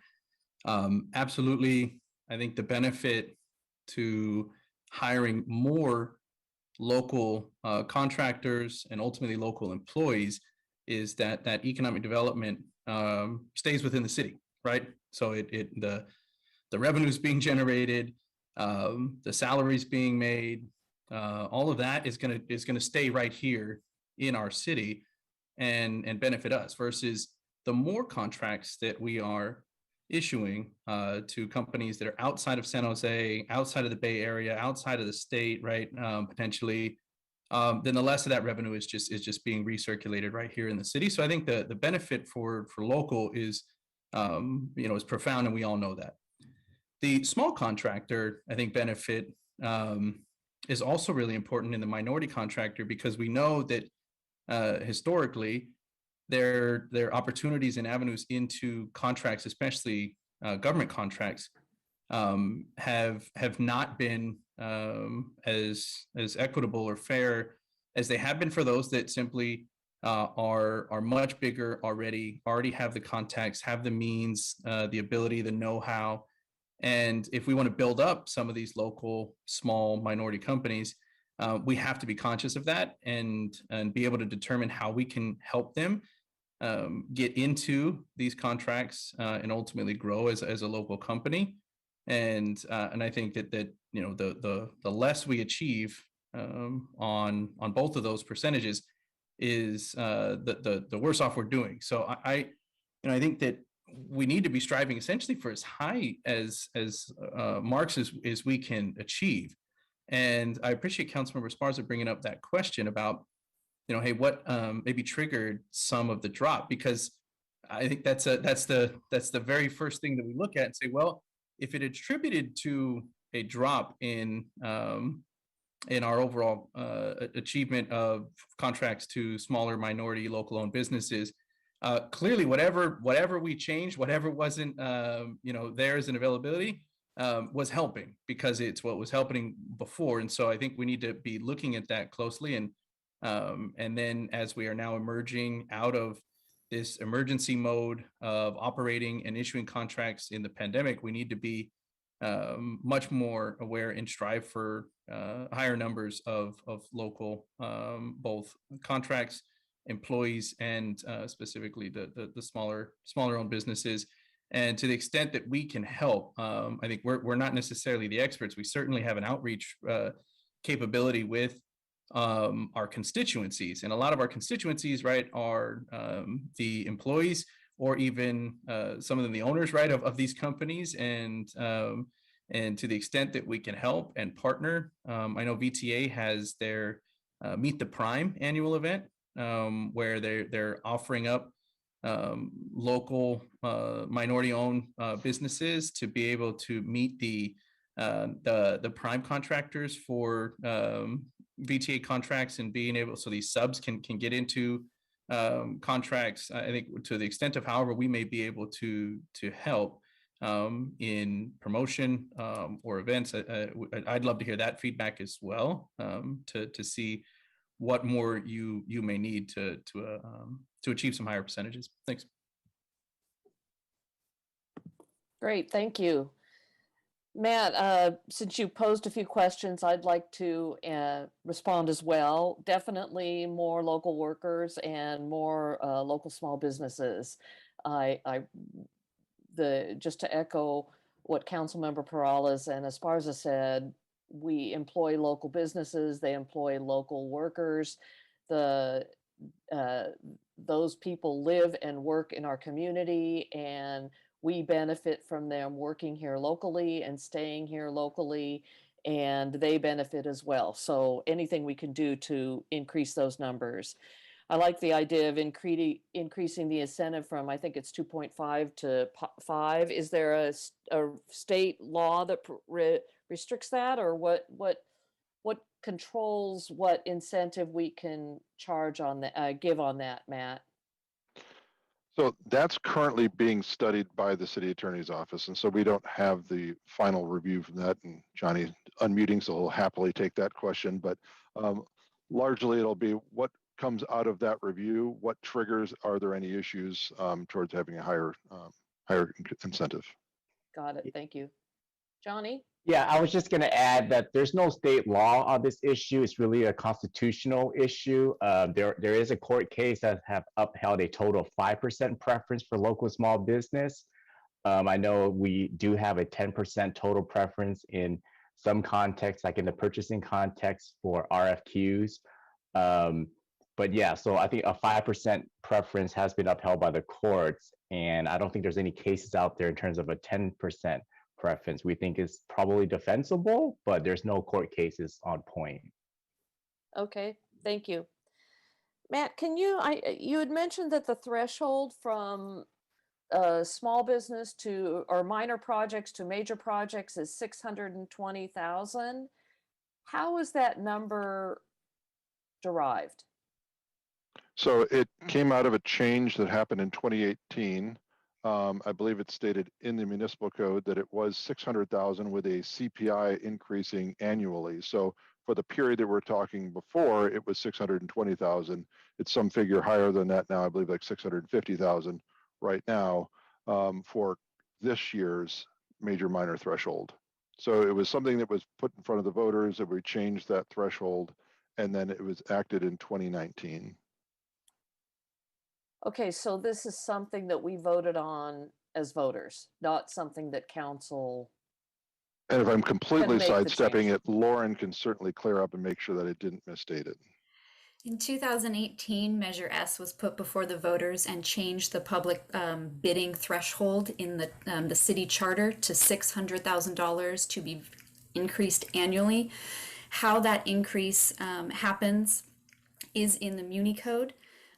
We adjust it effective every July 1st, subject to the inflation as measured in the construction industry in the Bay Area. So it was $600,000. It went up the next year to $620,000. Right now it's $650,000, and we will be adjusting it in just a few months to be effective July 1st for the next fiscal year. Okay, so thank you. So the reason I'm asking this question is if we move the threshold higher to, just throwing out a number, $1 million, would that allow more small businesses to come in and bid on those bigger projects? Because it seems to me 620 is a low threshold on projects. Is it, or well, would remember that move the needle at all, Matt? The small threshold is 35 employees. That's it, okay. And so if you have a project that gets, I mean, a $650,000 project is a large construction project. It is not a minor issue, even though it's a minor construction project. And sometimes we're actually stretching our small contractors, and they're feeling that burden to be able to perform. What we want is to try to have a good mix of those minor contracts from small ones. Lauren's let out contract bids in the $100,000, $150,000, $75,000 mark recently, and trying to get, so that's one of the ways is to make sure we have contracts that are small enough that they can have, that they can achieve and be successful, and then build up that muscle so they can be successful at going at a bit larger. They need a little bit of a push to get those, because it is a lot of work, and there's a lot of challenges in those construction projects. So thank you. I'm understanding this a little bit more now. So is there a sweet spot for these small businesses with 35 employees or less that is attractive for them to apply, for them to bid and complete the project and not and do it successfully? Because I understand 35 employees, that's their limitation. They may be hesitant to bid on bigger projects, but is there a sweet spot of a dollar amount project that is most attractive, or would bring in the most local or small businesses? That's a fantastic question that I don't know that I have a wonderful answer for you, because it would all depend on, because some of these large constructions have a lot of material in it, some of them have a lot of labor mixed into it. And so it depends on which combination that is. If it's a lot of material, maybe a small team of people can do that efficiently. Things that require a lot of specialized labor, that might be a stretch for a small company to do. So it probably would depend. And it's that mix of, if we're just talking about construction, or if we're talking about commodity or manufacturing, and what things can come out of finance purchasing as well. There's probably a lot of mixes that between those two groups that we should consider. And it can even depend on how busy the contractors are at the moment, because their bonding capacity could be stretched to the max that they can't bid on any more of our small projects. They're already busy doing enough other work, so they aren't bidding on even our smaller projects that we put out. Thank you. And actually, we're seeing that reports all over, that small contractors are busy, really busy. And so the quotes you get are high and with long wait times. The final question I have then is around the subcontractors. We have large contractors, and then they sub out with subcontractors. Subcontractors can be small local businesses as well. And Matt, you mentioned we don't have a tracking that way, but it seems to me that if we could track that, or were tracking that, that might increase our numbers of small local owned businesses. And also, agreed, it would certainly engage more of the locals and smalls in our work. The challenge would we be tricking the numbers then by saying we're bringing them in when we're bringing them in these major contracts? And we'd have to think about how we would report them carefully, so that we could say so we'd have to think through, that's one of our challenges. How do we track that? How do we then report on it and keep consistent year to year, so we're not gaming the numbers one way or the other? Okay. Just for reporting purposes, but we welcome all of those. Yes. Yeah. So for me, it's not just the local business, it's the local employee. So it's even in those subcontractors, they could be local, and that's important. But thank you for that. That's educated me quite a bit. That's the end of my questions. And with that, I don't see any other hands raised. So let's vote. Carrasco, Aye. Morales, Yes. Mahan, Aye. Esparza, Yes. Foley. Aye. Thank you. And last report is a COVID-19 Recovery Task Force report. Rosalind. Great. Thank you so much, Chair Foley. The COVID-19 recovery team in the City Manager's Office is pleased to be with the committee this afternoon. Before I get started, I do want to just acknowledge our new team. We have a few new team members. First, Deputy City Manager Rob Lloyd will be joining me and sponsoring this enterprise priority. So we're glad to have Rob and his expertise to help us. And also just want to introduce other team members, Carlos Velasquez, who you will be hearing from later in our presentation. He is serving on the team. He is an assistant to the city manager. We also have Aurelia Bailey, serving as assistant to the city manager on the team, as well as Katerina Tabera, who is helping out the team as well. So just wanted to make sure committee members and members of the public were aware of our team members working on this really important effort. So next slide. So just as a reminder to the committee and to those watching, that the Recovery Task Force was approved by the City Council last year. The Recovery Enterprise Priority has 6 project-level recovery initiatives. And then you see on the far right, circled in red, you'll see the COVID-19 Recovery Task Force in that spot. Next slide. So we were last before the committee in August of last year. And we got really good feedback from committee members. First and foremost, we got feedback about the importance of supporting our small businesses and helping to stabilize and support our families. We got suggestion that the committees could, the task force could either form committees or solution groups to kind of delve into special area topics or things that it was particular interest to them. And also that would be a way to engage more of our residents and small businesses. So it really would help to expand our reach in our community. And then we got feedback, the importance of leveraging a lot of work that has already happened in the last several months. We've got a lot of good convenings and actual reports that have been conducted. So leveraging the work of the Health and Racial Equity Task Force, the Greater Downtown San Jose Economic Recovery Task Force, philanthropic organizations, and others to help support the task force goals. So in September of last year, the City Council approved the 55-member organization task force. And then in October of last year, staff submitted an info memo to council with the final representation of the task force members and their names. So next slide.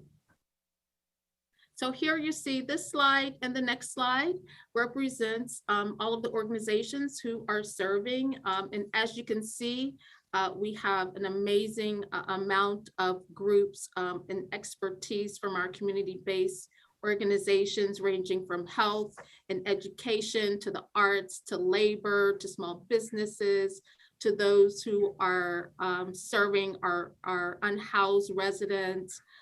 Just a really large array of different organizations who are serving on the task force. So with that, I'm going to turn it over to Carlos to provide a little bit more information on the meetings that the task force has held today. Greetings, saludos to the committee. This is Carlos Velasquez, assistant to the city manager and part of the city's recovery task force team. So soon after confirming the task force member roster in October, we launched a webpage on the city's website, sanjoseca.gov/COVID-19 recovery, to keep the public informed about the task force's work. The page includes related council memos, list of task force members, meeting agendas and presentations, correspondence, meeting notes, and links to the YouTube recordings of the meetings. And speaking of the meetings, we've now held 3 recovery task force meetings since November of 2021.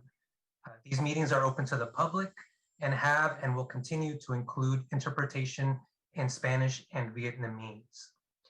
The first recovery task force meeting was held virtually via Zoom on November 4th, and it served more as an orientation for task force members. We wanted to make sure they understood the purpose, roles, and responsibilities of the task force. We reviewed the Brown Act and Public Records Act. We decided on group agreements to ensure that task force members would feel included, heard, and valued. And we also had them share their initial thoughts and ideas on community engagement and the city's recovery initiatives currently underway. Also at the meeting, we did decide on a meeting cadence of the second Thursday of each month at 6 p.m. that we would be holding these meetings. At the second task force meeting in December, we continued this necessary part of setting the foundation for this task force's work. So we focused on the COVID-19 recovery initiatives within the city roadmap, which are, as Rosalind mentioned earlier, housing stabilization, reemployment and workforce development, small business recovery, food and necessities distribution, digital equity, and childcare. So for each of these recovery initiatives, we had city staff present the scope, objectives, budget, and key results to date of this initiative, as well as next steps and how task force members can help connect the services and programs within these initiatives to residents. We also had a discussion on every initiative, which set the stage for a larger conversation on committees in January. And that's what we did exactly less than 2 weeks ago for our January meeting on January 13th. After a brief update on recent trends in COVID-19 data, discussed the committee ideas that were submitted by task force members. They were given some homework from the meeting in December and January to submit their for committee topics. And as mentioned, committees will play a tremendous role in achieving the goals of the task force, as they will help us have that nuanced, deeper conversation that would be difficult to have with the entire group. So at the January meeting, we presented 31 committee ideas that were submitted by 19 task force members. To guide the discussion, the ideas generally fell into 7 categories that we shared to the task force at that meeting, which were supporting workers, supporting small businesses, housing, community engagement, data and budgeting, community health and wellness, and arts and culture. We had a great discussion on each of these committee ideas, which included a breakout discussion to allow for more of the task force members to participate via smaller groups. Educating and connecting families to childcare before and after school programs and other youth development programs was one idea that emerged from these discussions, as well as recognizing that the committee topics would not be mutually exclusive, and that with each of these themes having being related to them in one way or another, which is one of the reasons why task force members also indicated interest in working on multiple committees. So the work of finalizing the committee topics continues, and our team is working to compile additional or final input from task force members this month that we will share at the next task force meeting scheduled for February 10th. We anticipate right now that we will be finalizing the committees and have them begin meeting in either February or March. And we are scheduled to provide the next status report to the CED committee on April 25th, and anticipate giving a full report on the task force's work and recommendations in November of 2022 to City Council. The task force will automatically terminate in December of 2022 unless extended by City Council. So as I mentioned, the website sanjoseca.gov/COVID-19 recovery is a great resource to stay updated with the task force's work. The page includes meeting agendas and presentations, notes from the meetings, including translated versions of those notes and agendas in Spanish and Vietnamese, and links to the YouTube recordings of the meetings as well. There is an email on the screen, certaskforce@sanjoseca.gov, for anybody who's watching and is interested in communicating with the task force team to send us an email with questions. And as mentioned earlier, Rosalind and I are proud to be part of the recovery team, along with our colleagues Aurelia, Katerina, and Rob. So I believe that is the end of our update. Wonderful. Thank you for the report. Turning to members of the public, Paul Soto. Yes, Paul Soto from the Horseshoe. Bienvenido, Senor Velasquez. For a first try and a first appearance, yeah, I like it. I like it. You delivered the information correctly. You gave me exactly what I needed, because I ain't been at these meetings. I don't know that these meetings are going on. Ain't nobody contacting me, ain't nobody saying nothing. So at the end of this call, I'm going to be contacting you to the city email system, okay? Because I would like it, I would feel privileged and honored if you would have a meeting with me so that I can give you my background. I'm a 6th generation Chicano from Sasipuedes. My father's tent, which I have a picture of, on the grounds of what is now Guadalupe Church. But it wasn't there when he was there. What was there was Mayfair Packing. Okay, and at 7, 8, 9 years old, my father was eligible to vote in union votes, in union elections. My father was qualified at 10. My mother was beaten in the schools for speaking Spanish. I don't speak Spanish as a result. So I would really appreciate it if you and I could talk, because you seem like somebody that I can talk to and that I can listen to. Okay, because what's going on in the city with respect to COVID and all of these, everything that's on this list, everybody, all these nonprofits, if I got them all in a room, they would all sound the same. Equity, equity, equity, diversity, inclusion, blah, blah, blah. That's how it sounds, dude. That's how it sounds. And then I get in a room and I start, hey, check this out. This needs to happen. This. What I want to do, I smell huelga. I smell a huelga, because that vato came up in here into this room and thought he was going to lie. Why? Because we're Mexican. We're Chicanos. And they still think that we're stupid, that we're idiots, that we're ignorant, and that we know nothing about what's coming at us. We know, because we lived in the barrio. We had to grow up around danger, so we can sniff it a mile away. I'll be looking forward to talking to you soon. Blair Beekman. Hi, Blair Beekman here. Thank you very much for this report. I noticed his email has the word CERT in it, CERT Task Force. You know, that can easily familiarize yourselves with the work of the CERT program in San Jose, and which suggests to me there's a component to this upcoming task force that can address the future questions of natural disaster preparedness practices we can go through as a community at this time in the next year. I hope those subject matter is discussed openly, and that I think can be a really important good addition to the future ideas of reimagine racial equity and health and human services ideas. It's a good complement to those ideas, natural disaster preparedness practices. So good luck how those sorts of items can be included in the future of this task force. A reminder for myself that I'm just learning that a task force does not quite have the same rules as a commission process, like the city charter commission process. I don't think that means that they have to be quite as beholden to the community. But I still hope that, you know, for your subcommittee meeting process and your meetings, that you want to work towards a public accessibility and for the public to be able to get a sense of what is happening at the meetings. And I think that's an important concept. I think the Reimagine Task Force is starting to really learn and do well.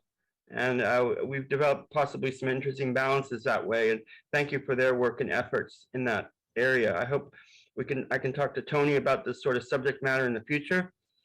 And I guess that's all for myself now. Thank you. Tessa Woodmansee. Okay. Yeah, thank you very much. And well, in terms of COVID-19 recovery task force report, we really have to look at the truth that we need to work at home. And nobody wants to do that because it's not good for economic growth. And that's the thing that has to change, is that we need to put as a priority our public health and the health of our community and our planet, because the externalities of driving to our schools, driving to our work, driving to our meetings is the problem in regards to not, encouraging and facilitating our ability to participate in our democracy, our schools, our work, all of our issues to be done virtually. And that has to be the change that we move towards, so that we don't have to have year after year COVID-19 recovery task force, because it will keep going. And the thing was, it was just something about the airport. Oh, the airport never closed during COVID. Yeah, that's another problem. I mean, the countries that have been controlling the COVID, like China and New Zealand, have really shut things down. And that's what we're not doing that. And that's why we're suffering through this continuously, because we have not made the systemic changes that would, stop the issue of our coronavirus, as well as the issues, the bigger issue, which is our climate crisis.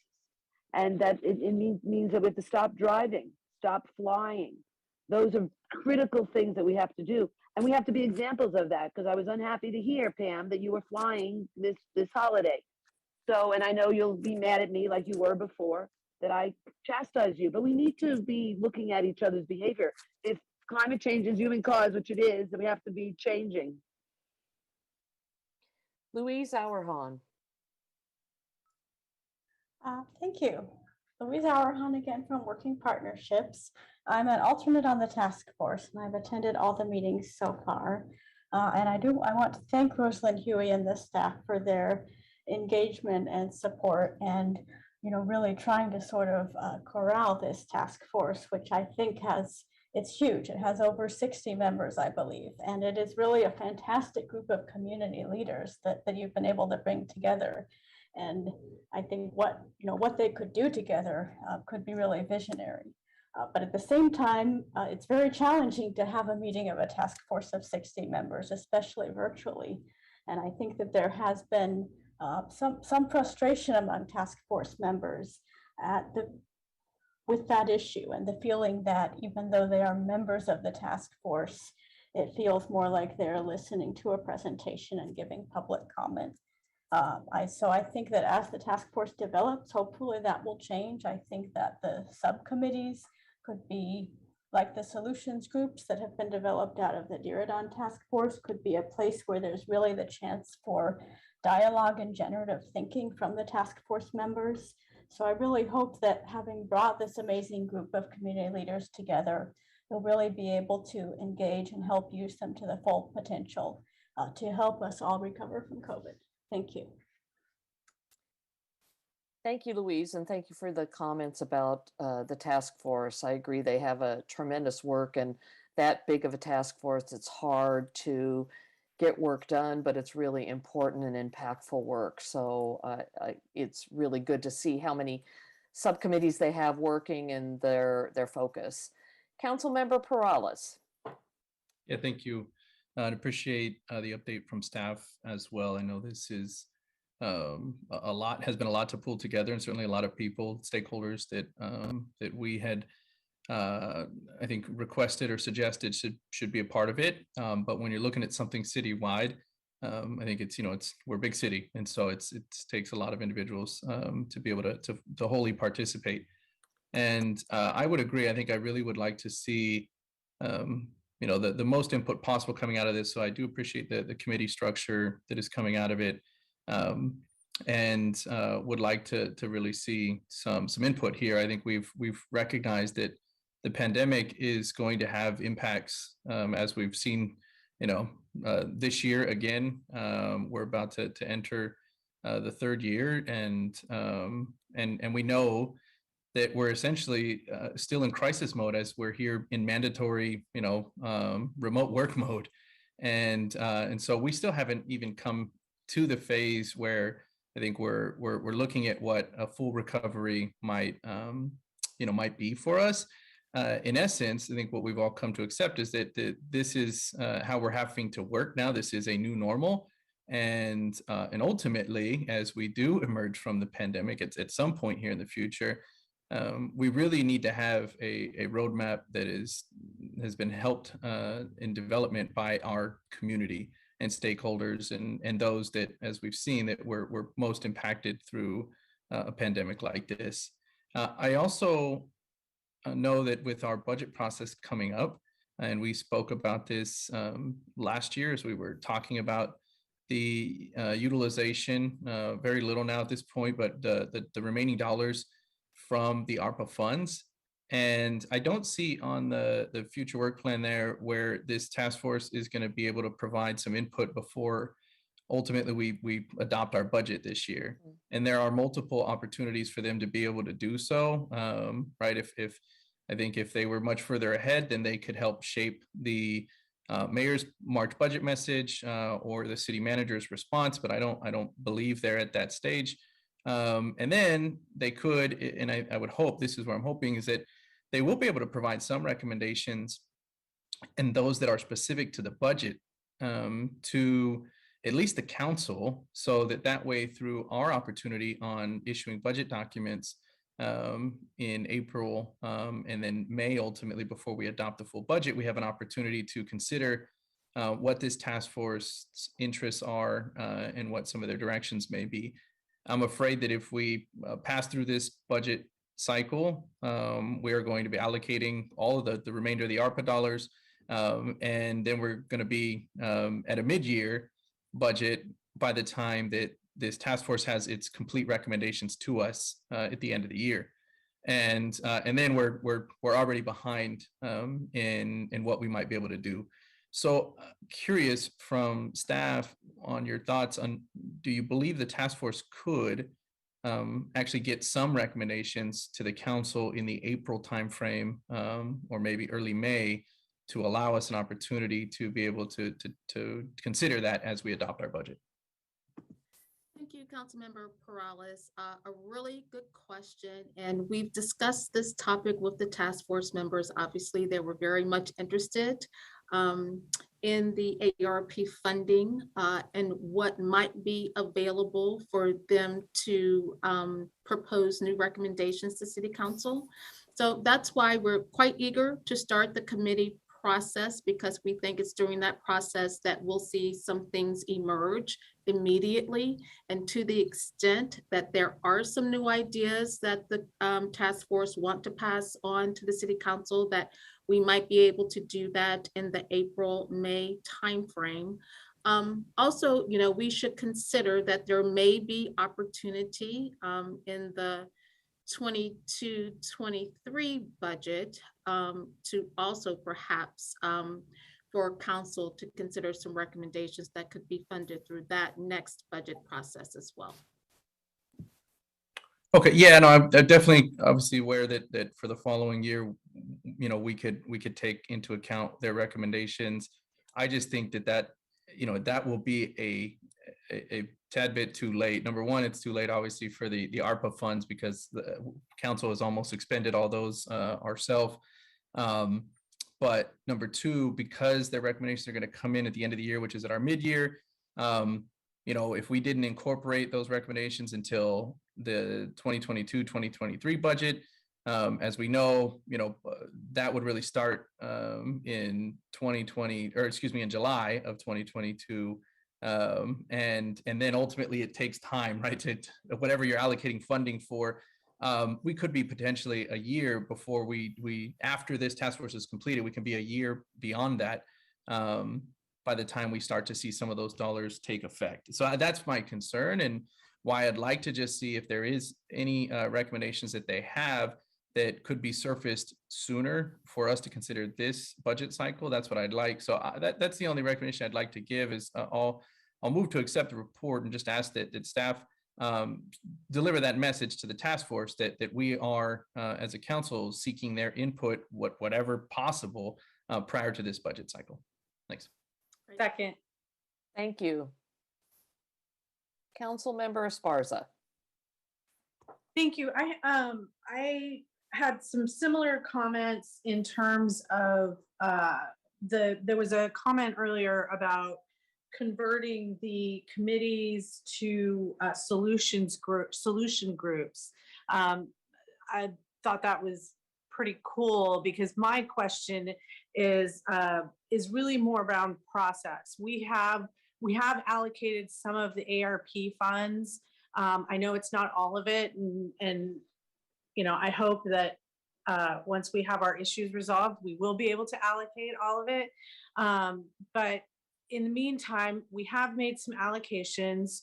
There are some processes moving forward, and I'm just looking at things like workforce development, digital equity, childcare, food and necessities. So on some of these issue areas, we do have work that is progressing. And so my question is, how can we use the information from this task force to inform the work that we're already doing so that we don't go two separate tracks? Thank you, Council Member. And we're certainly very, very interested in that. And that was why one of the reasons we wanted to make sure that the task force got fully briefed on the 6 existing recovery initiatives that have been underway for several months now.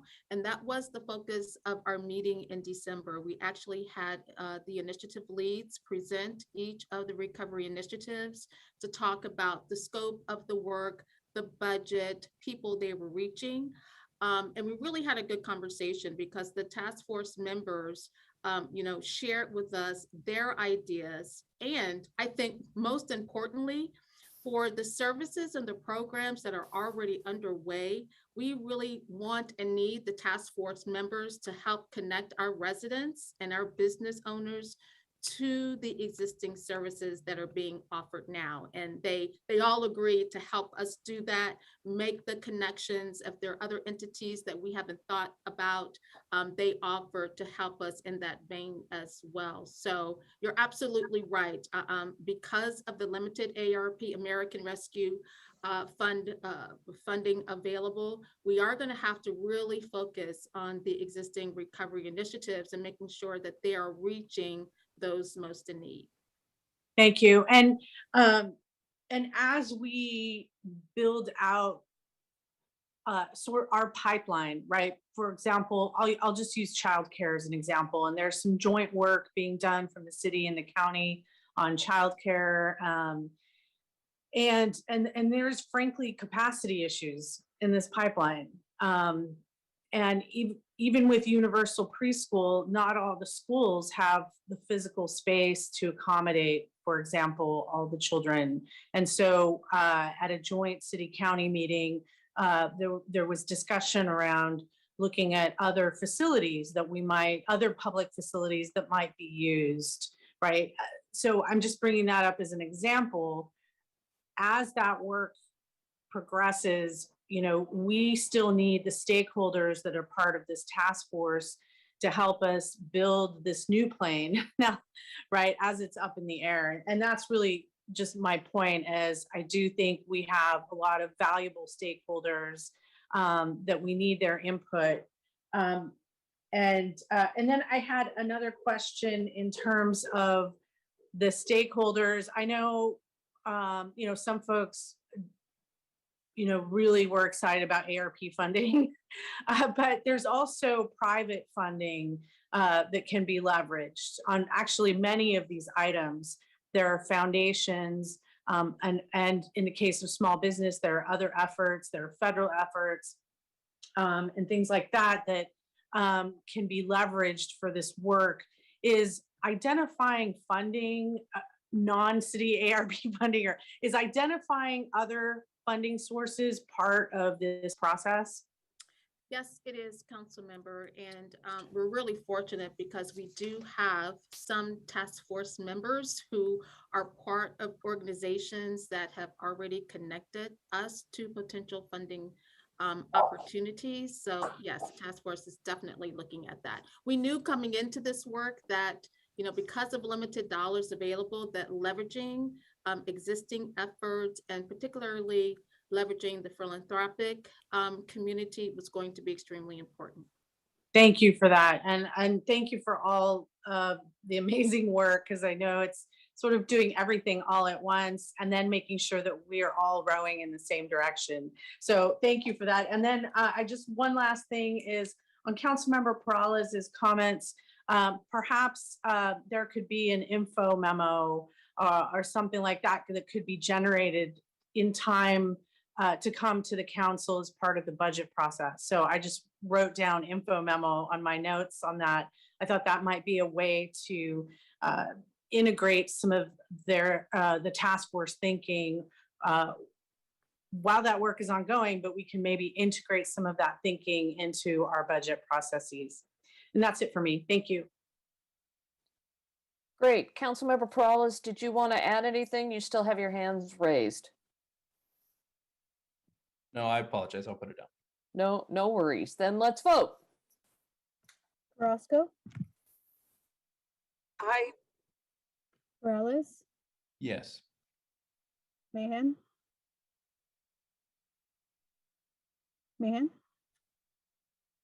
Esparza, Yes. and Foley. Aye. Sorry, I thought I said aye. Was that recorded? Apologies. I have you down. Thank you. Thank you so much. Great. So concludes our agenda. I will turn now to the public for open forum. Tessa Woodmansee. Thank you. So this forum of community and education, I think it is. Economic Um, development. Oh, okay, good. Thank you, Pam. You're so helpful. Thank you. Community and economic development. Thank you. Well, right, and that is the problem, is economic development, because economics is all about fossil fuels and it's all about money. And that's where we've gone off the rails, as they say. And so community and economic development has to start really focusing on community. And like my husband says, how, and many other climate scientists are saying, how do we save the people? Because that is, where we're at right now. And as we saw in the movie, Don't Look Up, I mean, that was the end, and, we are trying to avoid that catastrophic end. And even now, the doomsday clock, besides the doomsday glacier, which is melting, the doomsday clock says we have 100 seconds left before apocalypse. And they were looking at nuclear, but they added climate crisis into it. But the issue really is that we have no time. That was, there is no time that we have left. And how are we going to make the changes that really support our community? And that's where we need to build resiliency into our community now, starting now. I mean, the clock is ticking. The science has already told us that we have, 8 years left to get to zero fossil fuel use. That is our goal. That is what we need to be doing. And that is all about really creating a hyper-local community, because what it looks like, no fossil fuel use is no driving, no flying, and no movement of goods. And so this is where we have to change our whole system to become very hyper-local and become producers, not consumers. That is the training that we need to go towards, and we need that help from our community to do that. Thank you. Blair Beekman. Hi, thank you. Blair Beekman here. I'm going to really continue to be working on how the consent calendar language can be broadened a bit to include how the public can ask if a council person can pull an item at consent calendar time. I think you got part of a new idea down. I'm trying to improve my writing skills and thought about the process since writing to you last week. It just needs a bit more of public understanding what their role can be and that they can ask. You guys are hiding that fact, and we should make it simple and open. Good luck how we can work on this. I have a bunch of public meeting ideas I've been talking about for a year now that I hope also can begin to be addressed at this time. With that said, there are upcoming digital equity issues that I think we really need to address in all of its importance in the future, how we talk about it in terms of its open public policies and its accountability. I think those are subjects that have to work hand in hand for our good sustainable ideas of what a future can be and what peace can be and what the ideas of the open democratic practice can be. You can't do one without the other, I don't think. And I know you guys are going to try to, but those open public policy ideas really come around and do something really nice for yourselves when you really need it.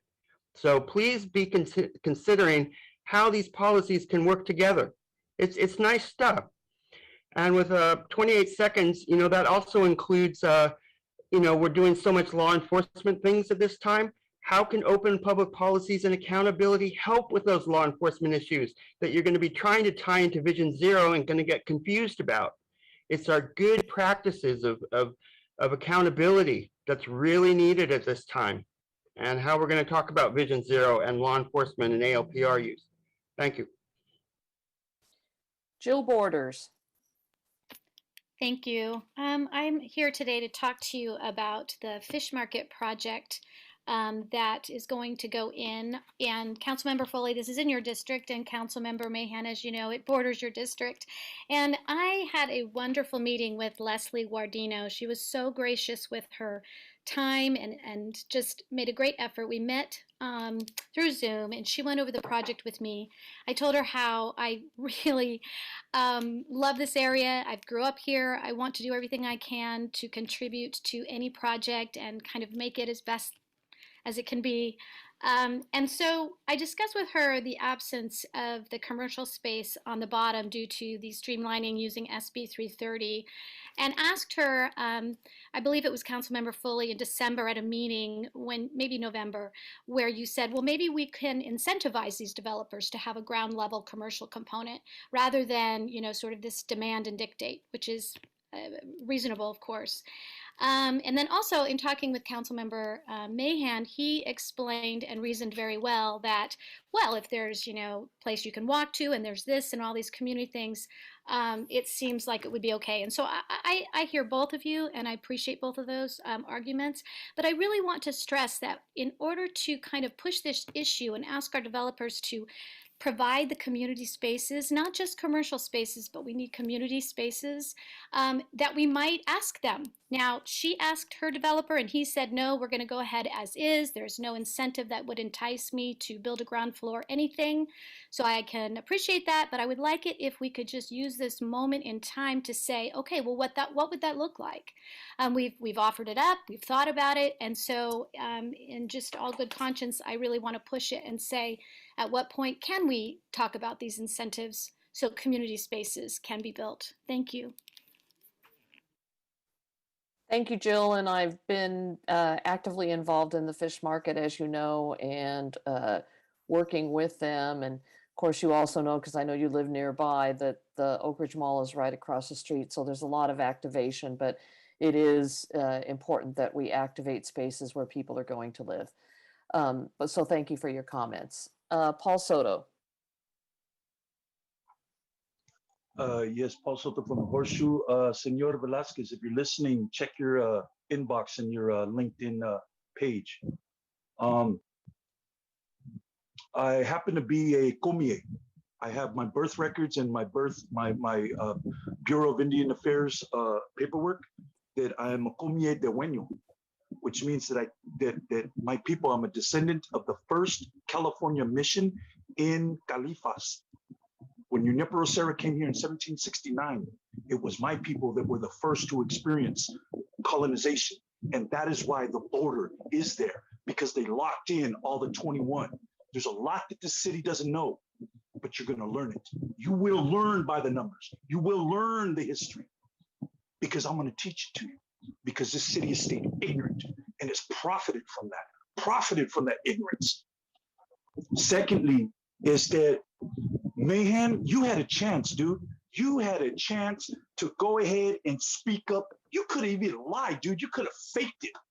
But now that I saw you were completely silent when it came to my people's fighting and challenging, you saw that white dude, man. He stayed, he lied. That's what he did. He came in here and he thought that he was going to lie to a bunch of Mexicans. It's not going to happen, old boy. I got 30% of my education in prison garbage cans, dude, because I didn't have nothing to read, so I dug in the garbage cans. You should be surprised. You find it Dante, you find him really, you find in books on Da Vinci, you find in books on Galileo, Tesla. Come on, man. You don't do that again, dude. I'm telling you this, because if you try to go up against Morales in a debate, he will have you, dude. I've been around this dude when he has debates. You don't want to go up against him, dude. You showed weakness right now, and you want to stand there and be the mayor of my city. Come on, dude, man. You're dismissed, dude. You're dismissed.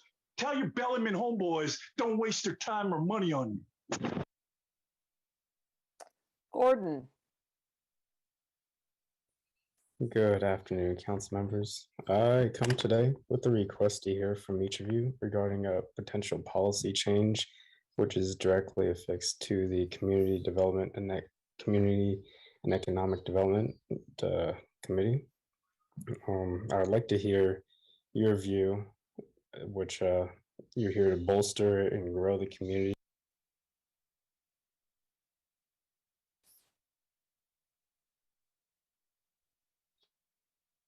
Gordon, you're muted. We can't hear you any longer. The host is muting me. Okay. Can I'm sorry. you hear me now? Continue. Yeah, continue, Okay. please. Would you like me to start over? No, you had some questions for us, but I should let you know that this is open forum and we don't respond. So if you could just let us know what your thoughts are and we can discuss at a later date. Well then, and maybe you can just think in the meantime, for future notice about how to create some kind of study to create guidelines and how valuable those guidelines could be in order to change the use, which is separate from zoning, to allow mixed use buildings along streets that are currently zoned for only residential homes. Thank you, and yeah, just thank you. Okay, thank you. Caller user number 1.